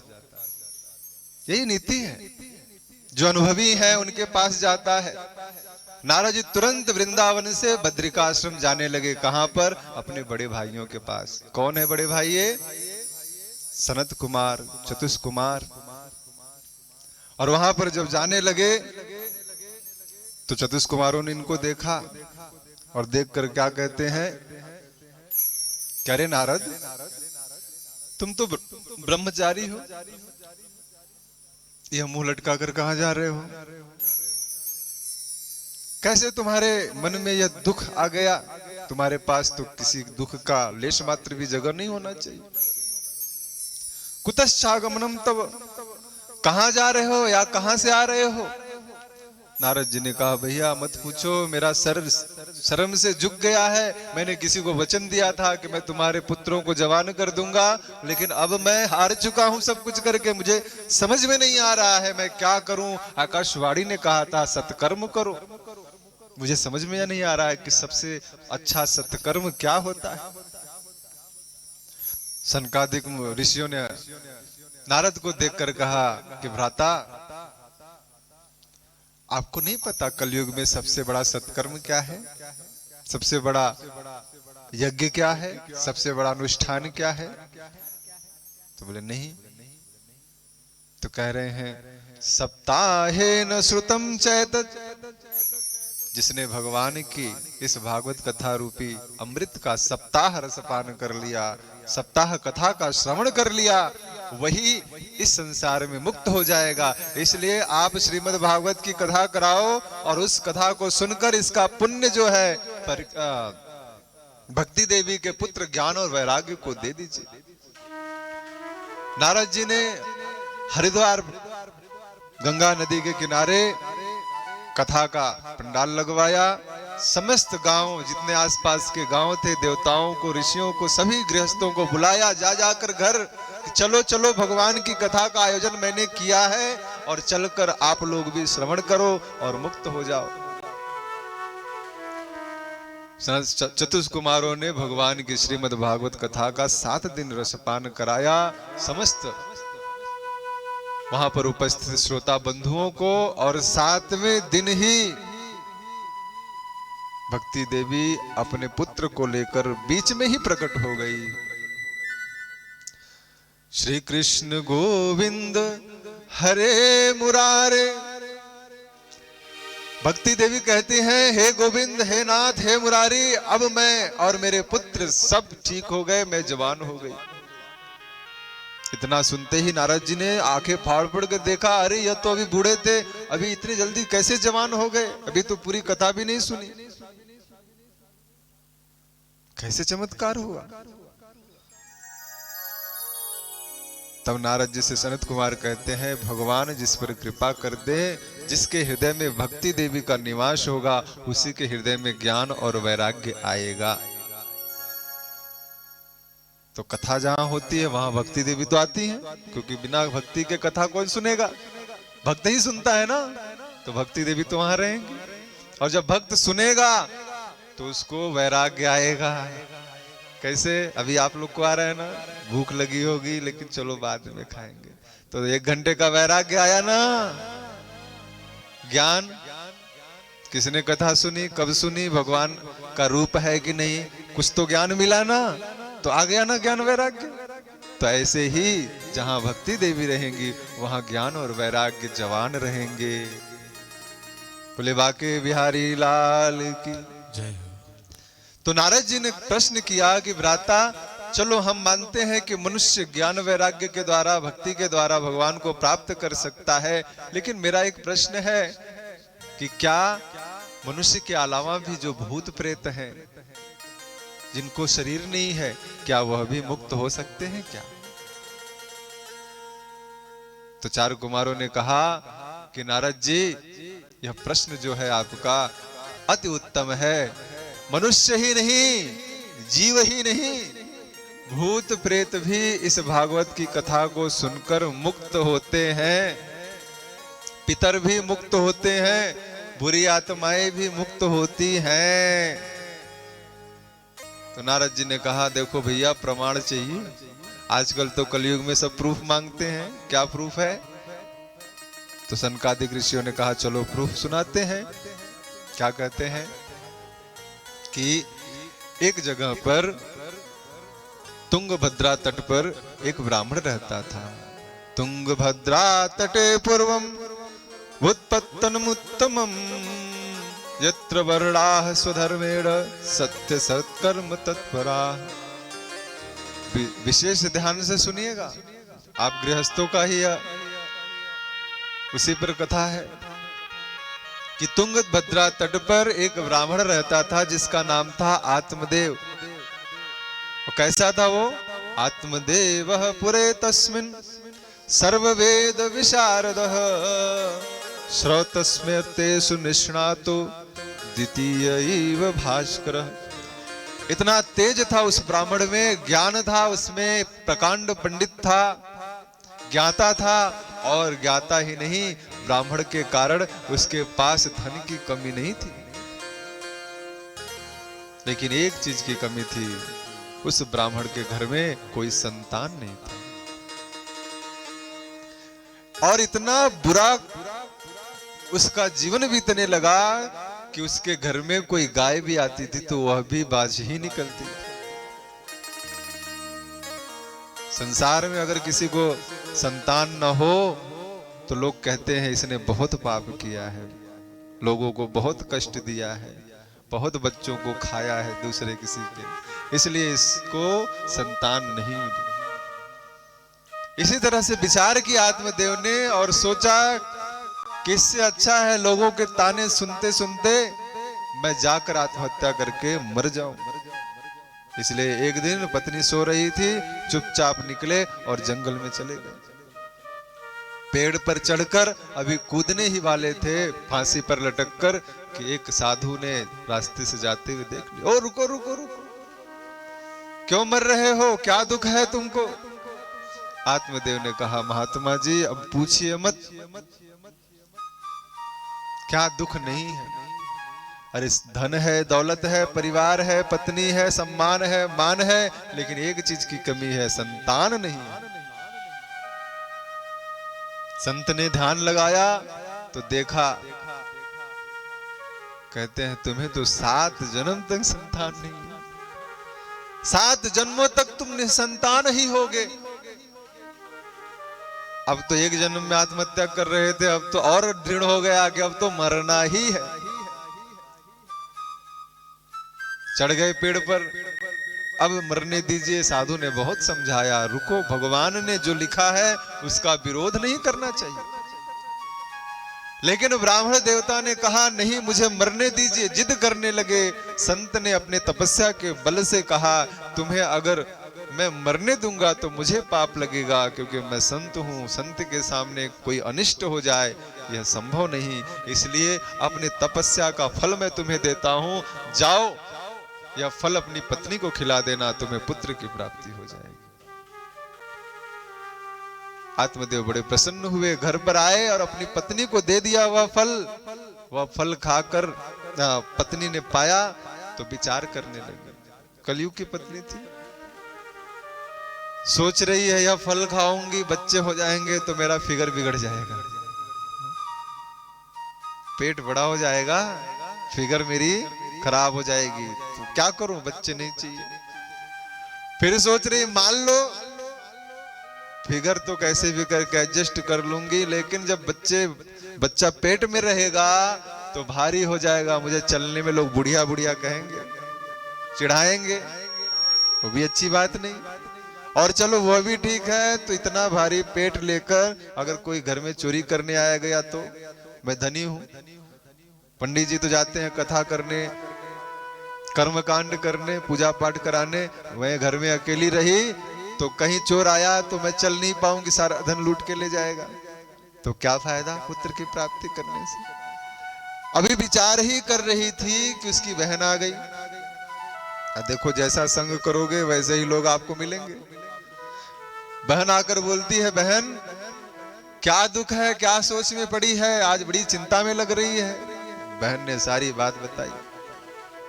उसका नाम था धुंधली, जैसा नाम था काम भी वैसा करने वाली है। बहन ने जब बताया कि मेरे पति ने एक फल दिया है, वह खाने से बच्चा होगा, मैं क्या करूं, मैं बच्चा पैदा नहीं करना चाहती हूं, मेरा फिगर बिगड़ेगा, चोरी हो जाएगी, ये फलाना डिमना। तो बहन ने कहा देख मेरे पास धन है, मेरे पास पुत्र भी हैं, हाँ मेरे पास पुत्र हैं और तेरे पास धन है, लेकिन मेरे पास धन नहीं है। ऐसा कर, मेरे पास मेरे पेट में अभी बच्चा है, मैं पेट से हूं, 9 महीने बाद बच्चा होगा। तू ऐसा कर, कुछ धन मुझे दे देना और मैं 9 महीने बाद अपना बच्चा तुझे दे दूं। तुझे बच्चा पेट में रखने की आवश्यकता नहीं है। धुंधली को यह बात अच्छी लग गई और उसने स्वीकार कर लिया, लेकिन विचार किया, अच्छा ये बताओ 9 महीने बाद बच्चा तुम पैदा करोगी, लेकिन 9 महीने बाद अगर तुम ला कर दोगी तो कौन कहेगा मेरा बेटा है? मेरा पति भी बोलेगा ये बेटा तो तुम्हारी बहन का है। तो बहन ने समझाया, देखो किसी को बताना मत, 9 महीने बाद बच्चा होगा तो सब जान जाएंगे कि तुम्हारा ही बच्चा है। बोले कैसे जान जाएंगे, पेट तो मेरा फूलेगा नहीं। बोले ऐसा नहीं है, पेट पर हर महीने एक एक कपड़ा बांधते रखना और कपड़ा 9 महीने में फूल जाएगा और 9 महीने बाद मैं आऊंगी, चुपके से तुम्हें बच्चे दे दूंगी, कपड़े निकाल देना। धुंधली को यह बात अच्छी लग गई, उसने 9 महीने बाद यही कार्य किया। 9 महीने बाद जब उसकी बहन को बच्चा हुआ तो वह आकर दे गई। और जिस फल को आत्मदेव ने अपनी पत्नी को खाने के दिया था, वह फल उसने अपनी गाय को खिला दिया। सोचा कहीं इस साधु ने झूठ बोला या सत्य, देखते हैं गाय हमारी बाजिन है, बच्चा देती है कि नहीं। लेकिन संत की वाणी पर कभी दोषारोपण नहीं करना चाहिए, श्रद्धा नहीं रखनी चाहिए।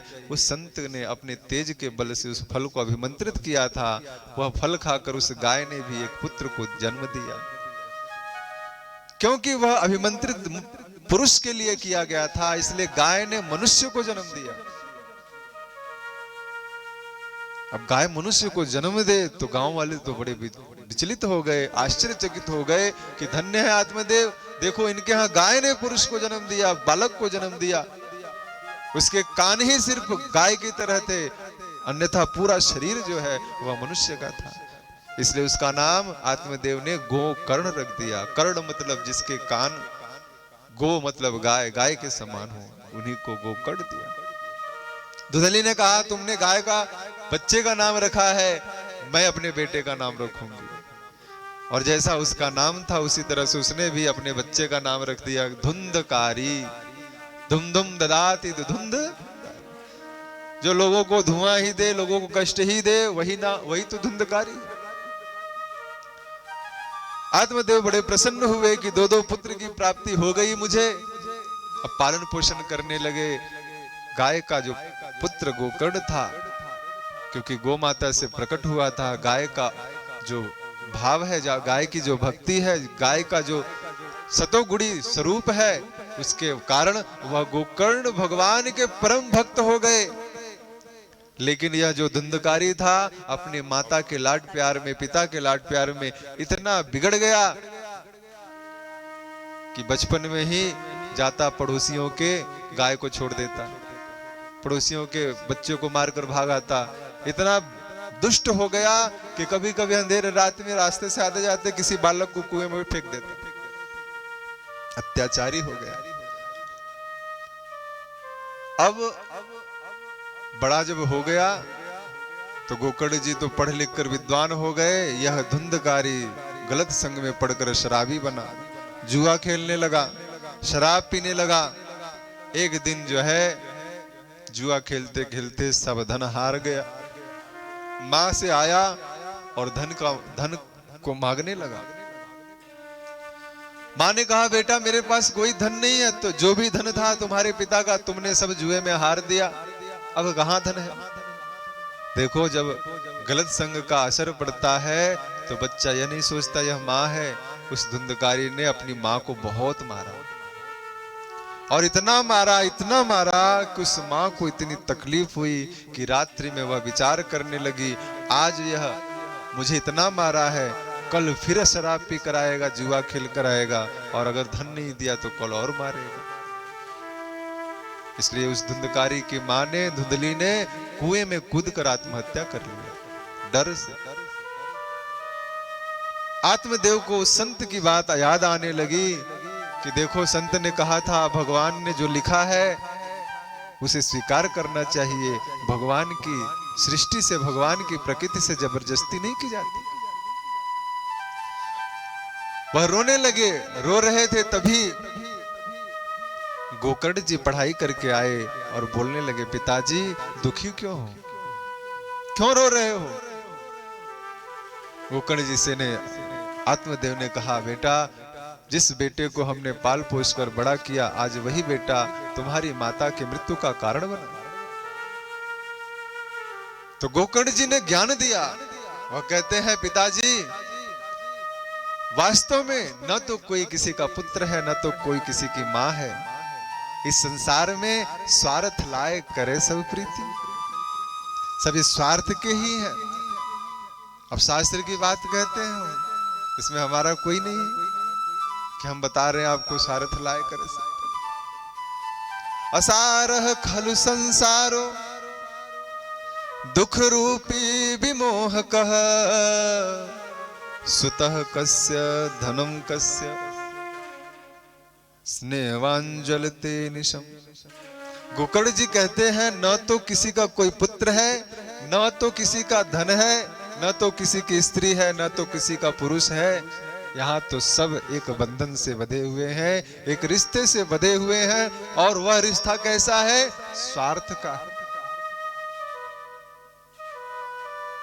हम सब एक दूसरे से जुड़े हैं, कोई किसी से अपेक्षा करता है। देखो भाई, आज के समय में पत्नी तभी तक आपके पास रहेगी जब तक उसका पेट भरता रहेगा। पेट नहीं भरा, तलाक लो, जाओ। आज तो इजी हो गया, गांव गांव में भी तलाक होने लगे। पति पेट नहीं भरेगा तो तलाक हम दूसरे के यहाँ, पत्नी पेट सही से नहीं रहेगी तो तलाक हम दूसरे के यहाँ। तो स्वार्थ इतना बढ़ गया है। इसलिए न तो कोई किसी का पुत्र है, न तो कोई पत्नी है, सब एक रिश्ते से बंधे हैं। क्या? स्वार्थ का रिश्ता, अपेक्षा का रिश्ता। इसलिए पिताजी आप यह जो दुखी हो रहे हो, रो रहे हो कि मेरा पुत्र मेरी पत्नी, अब आप 60 साल के हो गए, आप इसे छोड़ो। तो पिताजी ने क्या कहा कि क्या करूं, मेरा मन दुखी है, मैं सुख चाहता हूं, सुख कहां मिलेगा? गोकर्ण जी ने कहा, पिताजी सुख यहाँ नहीं है, दुखालयम अशाश्वतम, यह संसार दुख का घर है, यहाँ पर सुख मत ढूंढो। न च इंद्रस्य सुखम किंचित सुखम चक्रवर्तिनः सुखम अस्ति विरक्तेन मुनिरेकांत जीविनः। ना तो इंद्र को सुख है क्या? कोई तपस्या करने लग जाए तो इंद्र का सिंहासन डोलने लगता है, कहता है जाओ उसको भ्रष्ट करो, नहीं तो मेरा सिंहासन छीन लेगा। और ना तो चक्रवर्ती, ना चक्रवर्ती जो सम्राट राजा हैं, उनको भी सुख नहीं है। मोदी का राष्ट्रपति बन जाऊं, अमेरिका का राष्ट्रपति सोचेगा मैं चांद का राष्ट्रपति बन जाऊं। किसी की कामना कम है क्या? अरे वहां क्यों पहुंच रहे हैं? किसी के पास सैमसंग का मोबाइल हो तो इच्छा करेगा मुझे OnePlus का मोबाइल मिल जाए, किसी के पास OnePlus है तो एप्पल चाहिए, और किसी के पास एप्पल है तो सोचता है अभी जो मॉडर्न वाला आया है करंट वाला, वो वाला चाहिए। तो किसी की अपेक्षा कम हुई क्या? नहीं। इसलिए पिताजी इस संसार में राजाओं को भी सुख नहीं है। तो पिताजी ने बोला, तुम संसार में सुख किसको है? गोकर्ण जी ने कहा, मुनिरेकांत जीविनः सुखम अस्ति विरक्तस्य, जिसने विरक्ति को प्राप्त कर लिया, जो मिला खाया, जो मिला स्वीकार किया, और स्वीकार करके भगवान के भजन में एकांत जीविनः, अकेला जीवित है, अकेले भजन कर रहा है, वही सुखी है। कि कोई तन से दुखी, कोई मन से दुखी, कोई धन बिन रहत उदास। कोई तन से दुखी है, शरीर सही नहीं है, चलते चलते पांव जोड़ों में दर्द है, माता पैर फैलाकर क्यों बैठी? क्योंकि जोड़ों में दर्द है। कम क्यों सुनाई देता है? क्योंकि कान अब सुनाई नहीं देते। गुलाब जामुन दो सामने प्लेट में बढ़िया सा लगा कर कहते हैं नहीं खा सकते, डायबिटीज हो गई है। तो कोई तन से दुखी है, कोई मन से दुखी, कोई मानसिक चिंता में व्यस्त है। हाय हाय क्या करे, बेटा बीमार है, बेटी बीमार है, पति सही नहीं है, शराबी है, क्या करे, कैसे हमारा कल्याण होगा। कोई मानसिक चिंतित है। और कोई धन भी न रहत उदास, किसी के पास कुछ नहीं तो यह सोचता है कैसे कैसे मेरे घर में बंगलो गाड़ी बने, धन मिले। कि थोड़े थोड़े सब दुखी, इस संसार में सब दुखी हैं, चाहे थोड़ा दुख हो चाहे ज्यादा दुख हो, लेकिन एक लोग सुखी हैं कि कोई तन से दुखी, कोई मन से दुखी, कोई धन बिन रहत उदास, थोड़े थोड़े सब दुखी, सुखी राम को दास। जो राम का दास है, जो कृष्ण का दास है, वही सुखी है, नहीं तो सब कोई दुखी ही है। इसलिए कहते हैं संसार के दास बनोगे तो उदास रहोगे, और कृष्ण के दास बनोगे तो बिंदास रहोगे। इसलिए संसार के दास मत बनिए, संसार की चीजों में अनुरक्त मत रहिए। तो पिताजी ने को जब ऐसे गोकर्ण जी ने समझाया तो पिताजी ने कहा कि मैं क्या करूं? तो उन्होंने कहा भगवान का भजन करो पिताजी। तो बोले जंगल में जाना पड़ेगा। बोले पिताजी जंगल में जाकर क्या करोगे? अगर जंगल में जाने से भगवान मिल जाते तो जंगली जानवर तो जंगल में ही रहते हैं, उन्हें भगवान क्यों नहीं मिलते? तब क्या करूं? अकेले भजन करूं? तो बोले अकेले भजन करोगे तो जड़ भरत जी ने भी भजन किया था, हिरण के चक्कर में पड़ के मुक्त नहीं हो पाए। तो क्या करना चाहिए? गोकर्ण जी ने कहा पिताजी सत्संग करो। जहां सत्संग होता है, जहां साधु संग भगवान की कथा करते हैं, जहां पर नित्य प्रति भगवान की आरती होती है, जहां नित्य प्रति भगवान का मंगल आरती हो, भगवान का पूजा हो, भगवान का भजन हो, वहां उन भक्तों के साथ रहकर भगवान में अपना मन लगाओ।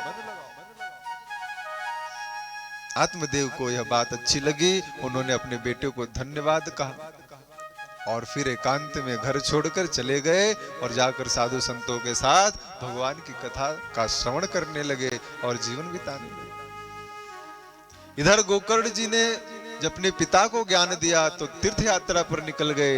अब तो घर पे कोई नहीं रहा, मां मर गई थी, पिता चले गए वन को और गोकर्ण जी तीर्थ यात्रा पर चले गए तो धुंधकारी अकेला। और जब व्यक्ति अकेला रहे तो सिर्फ और सिर्फ वासना ही तो आएगी, दुर्विचार ही तो आएंगे, गलत करने की प्रवृत्ति ही तो आएगी। इसलिए धुंधकारी ने क्या किया, अब तो खुलेआम वेश्याओं को घर लाने लगा। वेश्या घर आने लगी, एक नहीं दो नहीं 5-5 वेश्याएं घर आने लगी। और अब घर आने को कौन कौन कहे, अब तो घर पे रहने लगी। तो 5 वेश्याओं को पालने के लिए धन की आवश्यकता होगी। इसलिए धुंधकारी अब चोरी करने लगा, डाका डालने लगा, जंगल में जाता, लोगों को डाका डालकर चुराकर मारकर ले आता। लेकिन आज उसने गलत काम क्या किया, आज उसने राजा के महल में चोरी कर ली। राजा के महल में गया, चोरी करके रात को 2 बजे आया, दरवाजा खटखटाया। वेश्याओं ने दरवाजा जब खोला तो देखा ढेर सारे हीरे जवाहरात। वेश्याओं ने पूछा इतना धन कहां से आया, इतने में तो हमारे पुश्ते खाएंगी। उस धुंधकारी ने कहा आज हमने राजा के घर पर डाका डाला। आज वेश्याओं को बड़ा डर लग गया। हर दिन चोरी करते तो डर नहीं, लेकिन आज राजा के घर चोरी हुआ, इसके लिए डर कि राजा को पता चलेगा तो हमें भी फांसी पर लटका देगा। इसलिए वेश्याओं ने विचार किया कि सुबह अगर राजा को पता चला तो हम सब मारे जाएंगे।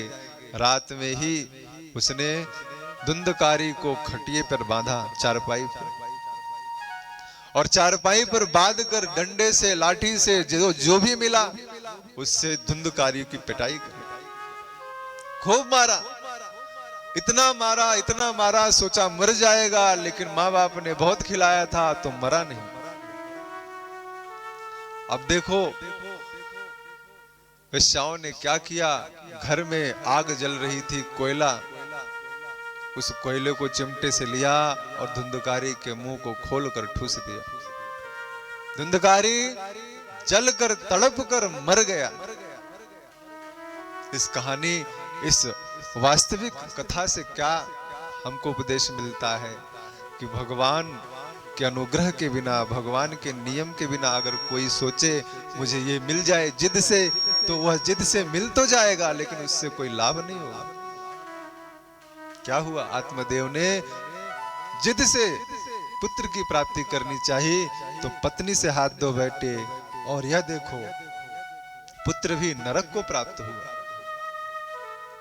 सभी लोग बोले हरे कृष्ण हरे कृष्ण हरे कृष्ण हरे कृष्ण कृष्ण कृष्ण कृष्ण कृष्ण हरे हरे हरे हरे हरे राम हरे राम हरे राम हरे राम राम राम राम राम हरे हरे हरे हरे।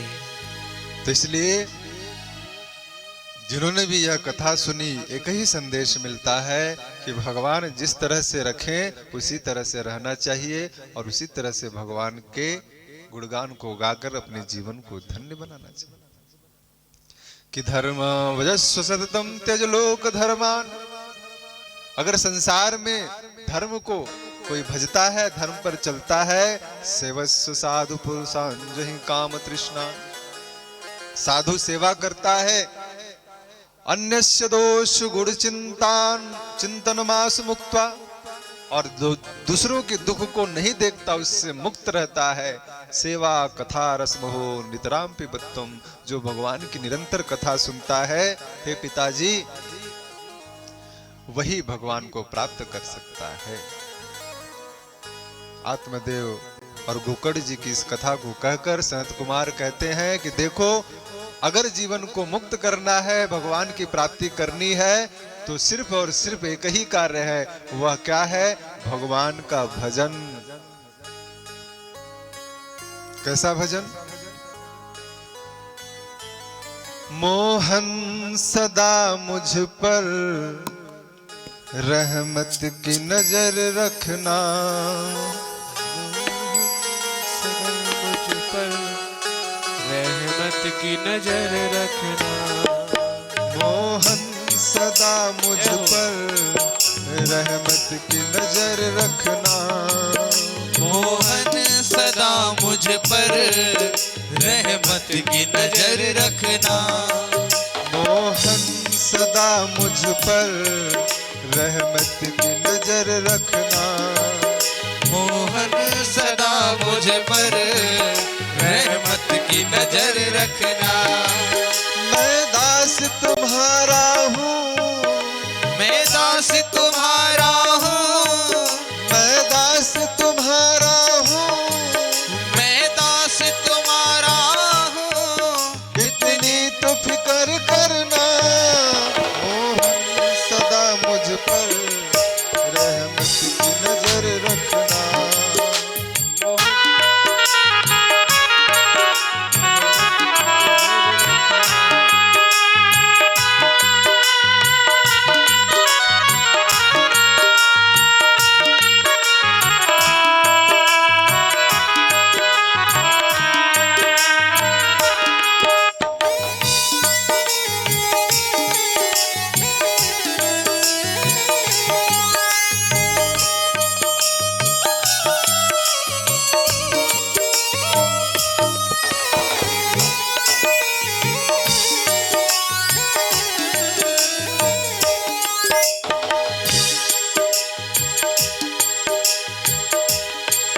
यहाँ कोई नहीं अपना, एक तेरा सहारा है। यहाँ कोई नहीं अपना, एक तेरा सहारा है। यहाँ कोई नहीं अपना, एक तेरा सहारा है। यहाँ कोई नहीं अपना, एक तेरा सहारा है। मैंने देख लिया सबको, अब तुमको पुकारा है। मैंने देख लिया सबको, अब तुमको पुकारा सहारा है। मैंने देख लिया सबको, अब तुमको पुकारा है। मैंने देख लिया सबको, अब तुझको पुकारा है। कहीं डूब न जाऊं मैं, कहीं डूब न जाऊं मैं, कहीं डूब न जाऊं मैं, कहीं डूब न जाऊं मैं। मेरा हाथ पकड़ रखना, मोहन सदा मुझ पर रहमत की नजर रखना। मोहन सदा मुझ पर रहमत की नजर रखना।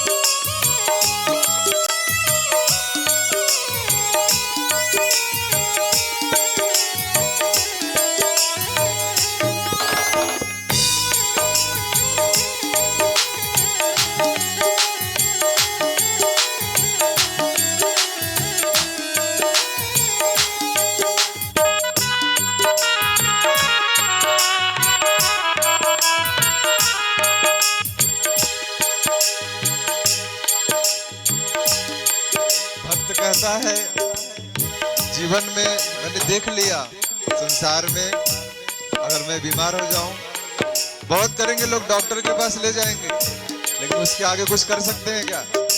उसके आगे वह व्यक्ति सिर्फ और सिर्फ सोचेगा, हे प्रभु मुझे बचा लो। माता हो, पिता हो, भाई हो, बहन हो, संसार के लोग हो, आपके लिए कामना कर सकते हैं, लेकिन बचाने वाला तो वही है। इसलिए अगर बुद्धिमान है तो लोग उन्हीं के शरण में जाते हैं और क्या मांगते हैं? तेरे चरण की रज पाऊं बस इतनी तमन्ना है। तेरे चरण की रज पाऊं बस इतनी तमन्ना है। तेरे चरण की रज पाऊं बस इतनी तमन्ना है। तेरे चरण की रज पाऊं बस इतनी तमन्ना है। कुछ और न चाहत है, बस तुमको पाना है। कुछ और न चाहत है, बस तुमको पाना है। कुछ और न चाहत है, बस तुमको पाना है। कुछ और न चाहत है, बस तुझको पाना है। मैं दास तुम्हारा हूँ, मैं दास तुम्हारा हूँ। मैं दास तुम्हारा हूँ, मैं दास तुम्हारा हूँ। इतनी तो फिक्र करना। मोहन सदा मुझ पर रहमत की नजर रखना। मोहन सदा मुझ पर रहमत की नजर रखना।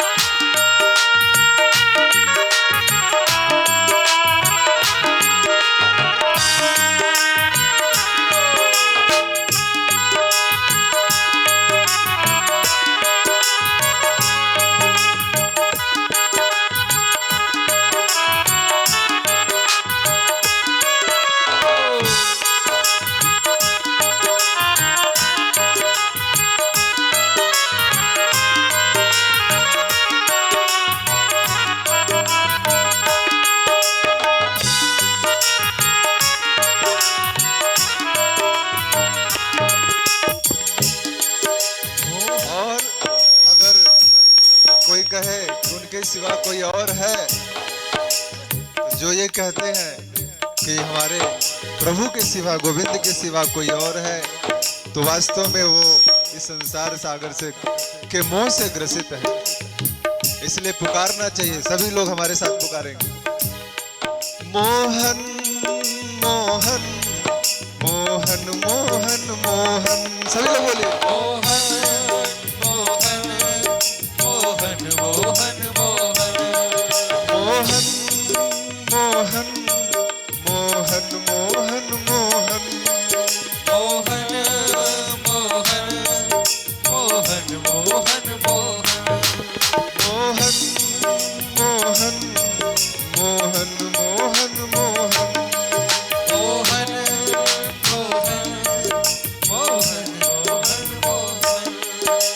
मोहन सदा मुझ पर रहमत की नजर रखना। मोहन सदा मुझ पर रहमत की नजर रखना। मैं दास तुम्हारा हूँ, मैं दास तुम्हारा हूँ, मैं दास तुम्हारा हूँ, मैं दास तुम्हारा हूँ। इतनी तो फिक्र करना। मोहन सदा मुझ पर रहमत की नजर रखना। मोहन सदा मुझ पर रहमत की नजर रखना। मोहन सदा मुझ पर रहमत की नजर रखना। मोहन सदा मुझ पर रहमत की नजर रखना। प्यारे मोहन सदा मुझ पर रहमत की नजर रखना। रखना मोहन सदा मुझ पर रहमत की नजर रखना। रखना मोहन सदा मुझ पर रहमत की नजर रखना। बोले वृंदावन बिहारी लाल की। जय हो रखना। इसलिए हे पिताजी, अगर संसार में किसी के ऊपर आश्रित रहिए तो न तो बेटा काम आएगा, न तो रुपया काम आएगा, न तो संबंधी काम आएंगे। और इसका मतलब ये तो नहीं कि सब लोग अपने संबंधी छोड़ दो, बेटे छोड़ दो, पुत्र छोड़ दो, पुत्रियां छोड़ दो। लेकिन कहने का तात्पर्य ये है कि घर में रहते हुए भी यह ज्ञात रहे कि यह सब सिर्फ हमारे साथ में रहने के लिए आए हैं, लेकिन वास्तव में साथ जाएंगे नहीं। जिसने यह ज्ञान प्राप्त कर लिया, हे पिताजी, फिर उसे मरने का भय नहीं रहेगा, रोने का कष्ट नहीं होगा, दुख नहीं होगा, वह निश्चिंत रहेगा। फिर तो उसे लगेगा कि मेरा बेटा जा रहा है, मेरी बेटी जा रही है, मेरे पति जा रहे हैं, तो उसके साथ मेरे भगवान हैं, मेरे गोपाल जी हैं, मेरे गोविंद हैं, वही रक्षा करेंगे। मारना होगा तो वो मारेंगे, जिंदा करना होगा तो बचा लेंगे। कि मारे कृष्ण राखे के, राखे कृष्ण मारे के, जाको राखे मार सके ना को। जिसको रक्षा करने वाला वह प्रभु है, उसे कोई मार नहीं सकता। ओम नमो भगवते वासुदेवाय जन्मादस्य तन्मयादितरस्य चर्थिस्व विज्ञः स्वराट। श्रीमद्भागवत पुराण का पहला श्लोक। तेने ब्रह्म हृदयादि कवये मुह्यन्ति यत् सूर्यः तेजो वारि मृदाम यथा विनिमयो यत्र त्रिसर्गो मृषा धाम्ना स्वेन सदा निरस्तकुहकं सत्यं परं धीमहि। श्री व्यास जी ने यह श्रीमद् भागवत का पहला श्लोक जब लिखा तो उसके पहले 17 पुराण लिख दिए थे उन्होंने। 17 पुराण लिखने के बाद कौन कौन से पुराण?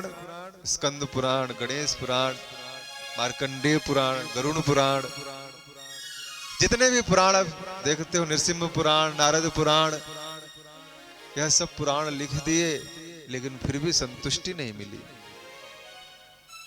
आंखों में आंसू आ गए, इतना कुछ लिखने के बाद भी मुझे संतुष्टि क्यों नहीं मिली? इतना मेहनत किया मैंने, 4 वेद लिख दिया, 17 पुराण लिख दिया, संहिताएं लिख दी, उपनिषद लिख दिए, फिर भी मैं संतुष्ट क्यों नहीं? आंखों में आंसू आ गए। इतना मेहनत किया मैंने कलयुग के जीवों को उद्धार करने के लिए, लेकिन फिर भी हृदय संतुष्ट नहीं है। अंत में गुरुदेव की शरण में आए। नारद जी वहां प्रकट हो गए, गुरुदेव को याद किया, नारद जी प्रकट हुए, बोले क्यों रो रहे हो, क्या दुख है? व्यास जी ने कहा, गुरुदेव हृदय शांत नहीं है, इतना उपकार करने के बाद भी मेरा मन शांत नहीं, हृदय पवित्र नहीं हो रहा है, क्या कारण है? नारद जी ने डांटा, 17 पुराण लिखे, क्या लिखा तुमने उसमें? 4 वेद लिख दिए, क्या लिखा उसमें तुमने? सिर्फ कर्म कांड लिख दिया। यह करोगे तो यह प्राप्त होगा, यह मंत्र जपोगे तो इसको यह सिद्धि मिल जाएगी, यही तो किया। तो मंत्र जपने से सिद्धि मिलेगी तो संसारिक ही रहेगा ना। यह देवता प्रसन्न हो जाएगा तो क्या देगा, संसार की वस्तुएं ही देगा ना। लेकिन भगवान को प्रसन्न करना है तो क्या किया तुमने। व्यास जी को समझ में आ गया कि वास्तव में मैंने देवताओं को प्रसन्न करने के लिए इतने सारे वेद रचनाएं कर दी, पुराण लिख दिए, लेकिन भगवान की लीलाओं का वर्णन नहीं किया। इसलिए नारद जी ने कहा कि आज अभी से विचार करो। और नारद जी जब यह विचार आदेश देते हैं तो व्यास जी समाधि में चले जाते हैं और समाधि में जाकर उन्होंने यह श्रीमद् भागवत पुराण की रचना करी। नारद जी कहते हैं देखो भगवान के भक्तों का अनुग्रह कैसा होता है। मैं नारद कैसे बन गया पता है। पूर्व जन्म में मैं एक दासी का पुत्र था, एक शूद्र का पुत्र था। मैं पिताजी मर गए, बचपन में मेरी माँ विधवा हो गई, संतों के पास जाती थी, उनकी सेवा करती थी, कथा सुनती थी वहां बैठकर कभी कभी। और कथा सुनने से उसको यह प्राप्त हुआ ज्ञान कि संतों का जूठन खाने से, संतों का प्रसाद खाने से भगवान में भक्ति बढ़ती है। तो उस माँ ने चोरी से चुरा कर डेली मुझे भी लाती और खिलाती। वही संतों का जूठन खाकर, भक्तों का जूठन खाकर वह दासी पुत्र जो था उसके अंदर भगवान को प्राप्त करने का गुण उत्पन्न हो गया। और एक दिन वह भगवान माँ से कहने लगा, माँ मुझे भगवान को प्राप्त करना है। गया और सभी ऋषियों से कहने लगा मुझे भी अपनी टोली में शामिल कर लो, मुझे भगवान से मिलना है। संत लोग कहें देखो बेटा अभी तुम्हारी माँ है, माँ अकेली है, कोई आसरा नहीं है, इसलिए तुम्हारा धर्म है कि माँ की सेवा करो। जब माँ शरीर छोड़ देगी तब तुम आना और भजन करना। नारद जी ने संतों की बात मानी, घर गए, भजन करने लगे वहीं घर पर। और माँ को एक दिन सांप ने काटा, माँ मर गई। तो नारद जी भगवान के भजन में लग गए। तो व्यास जी वही नारद जो दासी का पुत्र था, संतों का जूठन खाकर ब्रह्मा का पुत्र नारद बन गया। यह संतों की महिमा है, यह कथा के श्रवण की महिमा है। इसलिए भगवान की लीलाओं का गुणगान करो तुम, जिससे कलयुग के समस्त जीवों का उद्धार हो जाए। व्यास जी ने समाधि लगाई और यही 18वां पुराण लिखा, श्रीमद् भागवत महापुराण। और इसके आगे कोई दूसरा पुराण नहीं लिखा, कोई दूसरा ग्रंथ लिखा ही नहीं, अंतिम यही रचना है। इसलिए इसे सर्वोत्तम पुराण कहते हैं। हर पुराण में भगवान देवताओं का नाम होता है। गणेश पुराण, दुर्गा शिव पुराण, मार्कंडेय पुराण, लेकिन कृष्ण पुराण नहीं लिखा गया। क्यों? श्रीमद् भागवत पुराण, भगवान का पुराण। क्योंकि भगवान एकमात्र कौन है? वह कृष्ण है। इसलिए कृष्ण का भजन जो करेगा वह सबसे उच्च व्यक्ति है। और इन्हीं का भजन करके लोग भगवान की मुक्ति प्राप्त कर लेते हैं, इस संसार सागर से पार हो जाते हैं। तो अगर हमको आपको मुक्त होना है तो यह श्रीमद् भागवत पुराण का आश्रय लेना पड़ेगा। आज यह महात्म्य हमने आप लोगों से श्रवण कराई। कल से श्रीमद् भागवत महापुराण में भगवान के भक्तों का लीला आरंभ होगा। तो आज यहीं पर हम इस कथा को विराम करते हैं, समय बहुत ज्यादा हो चुका है। तो आप सब का बहुत बहुत धन्यवाद, आपने इतना समय देकर इतने ठंड में यहाँ बैठे हैं, बहुत बहुत धन्यवाद। और जो भी यहाँ पर आयोजक करता है उनका भी धन्यवाद। हमारी वजह से अगर कोई तकलीफ, कोई कष्ट हुआ हो तो व्यासपीठ से मैं क्षमा मांगता हूँ। लेकिन हम चाहते हैं कि उदयपुर में आए हैं तो उदयपुर का कायाकल्प हो, जितना हम कर सके। करने वाले तो ठाकुर जी हैं, लेकिन एक ही निवेदन है कि और सब लोग ज्यादा से ज्यादा आए, कथा श्रवण करें, ताकि अपने जीवन को सुधार सके। हरे कृष्ण।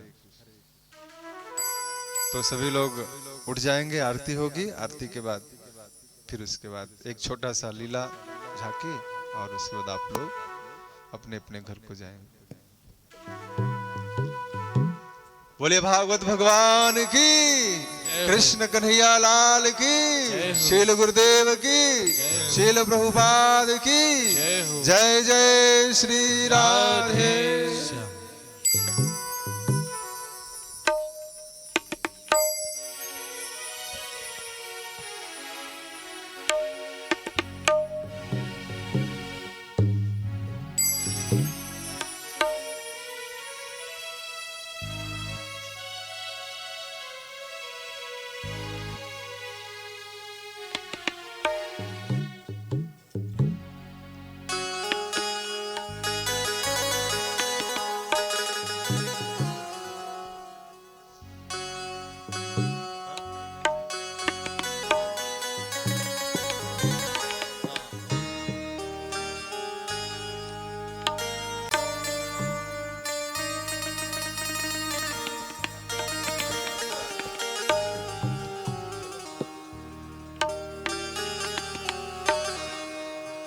बोले भागवत भगवान आरती की। सब लोग बारी बारी से फिर नीचे ऊपर आते हैं, तो फिर हो सकता है लोग नहीं आ पाते, तो बारी बारी से सब लोग यही सामने आकर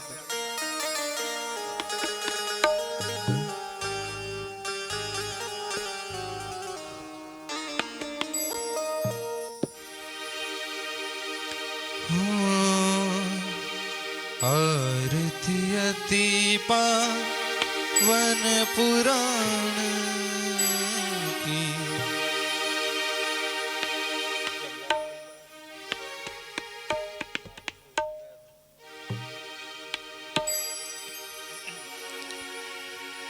श्री भागवत भगवान की है आरती, पापियों को पाप से है तारती। श्री भागवत भगवान की है आरती, पापियों को पाप से है तारती।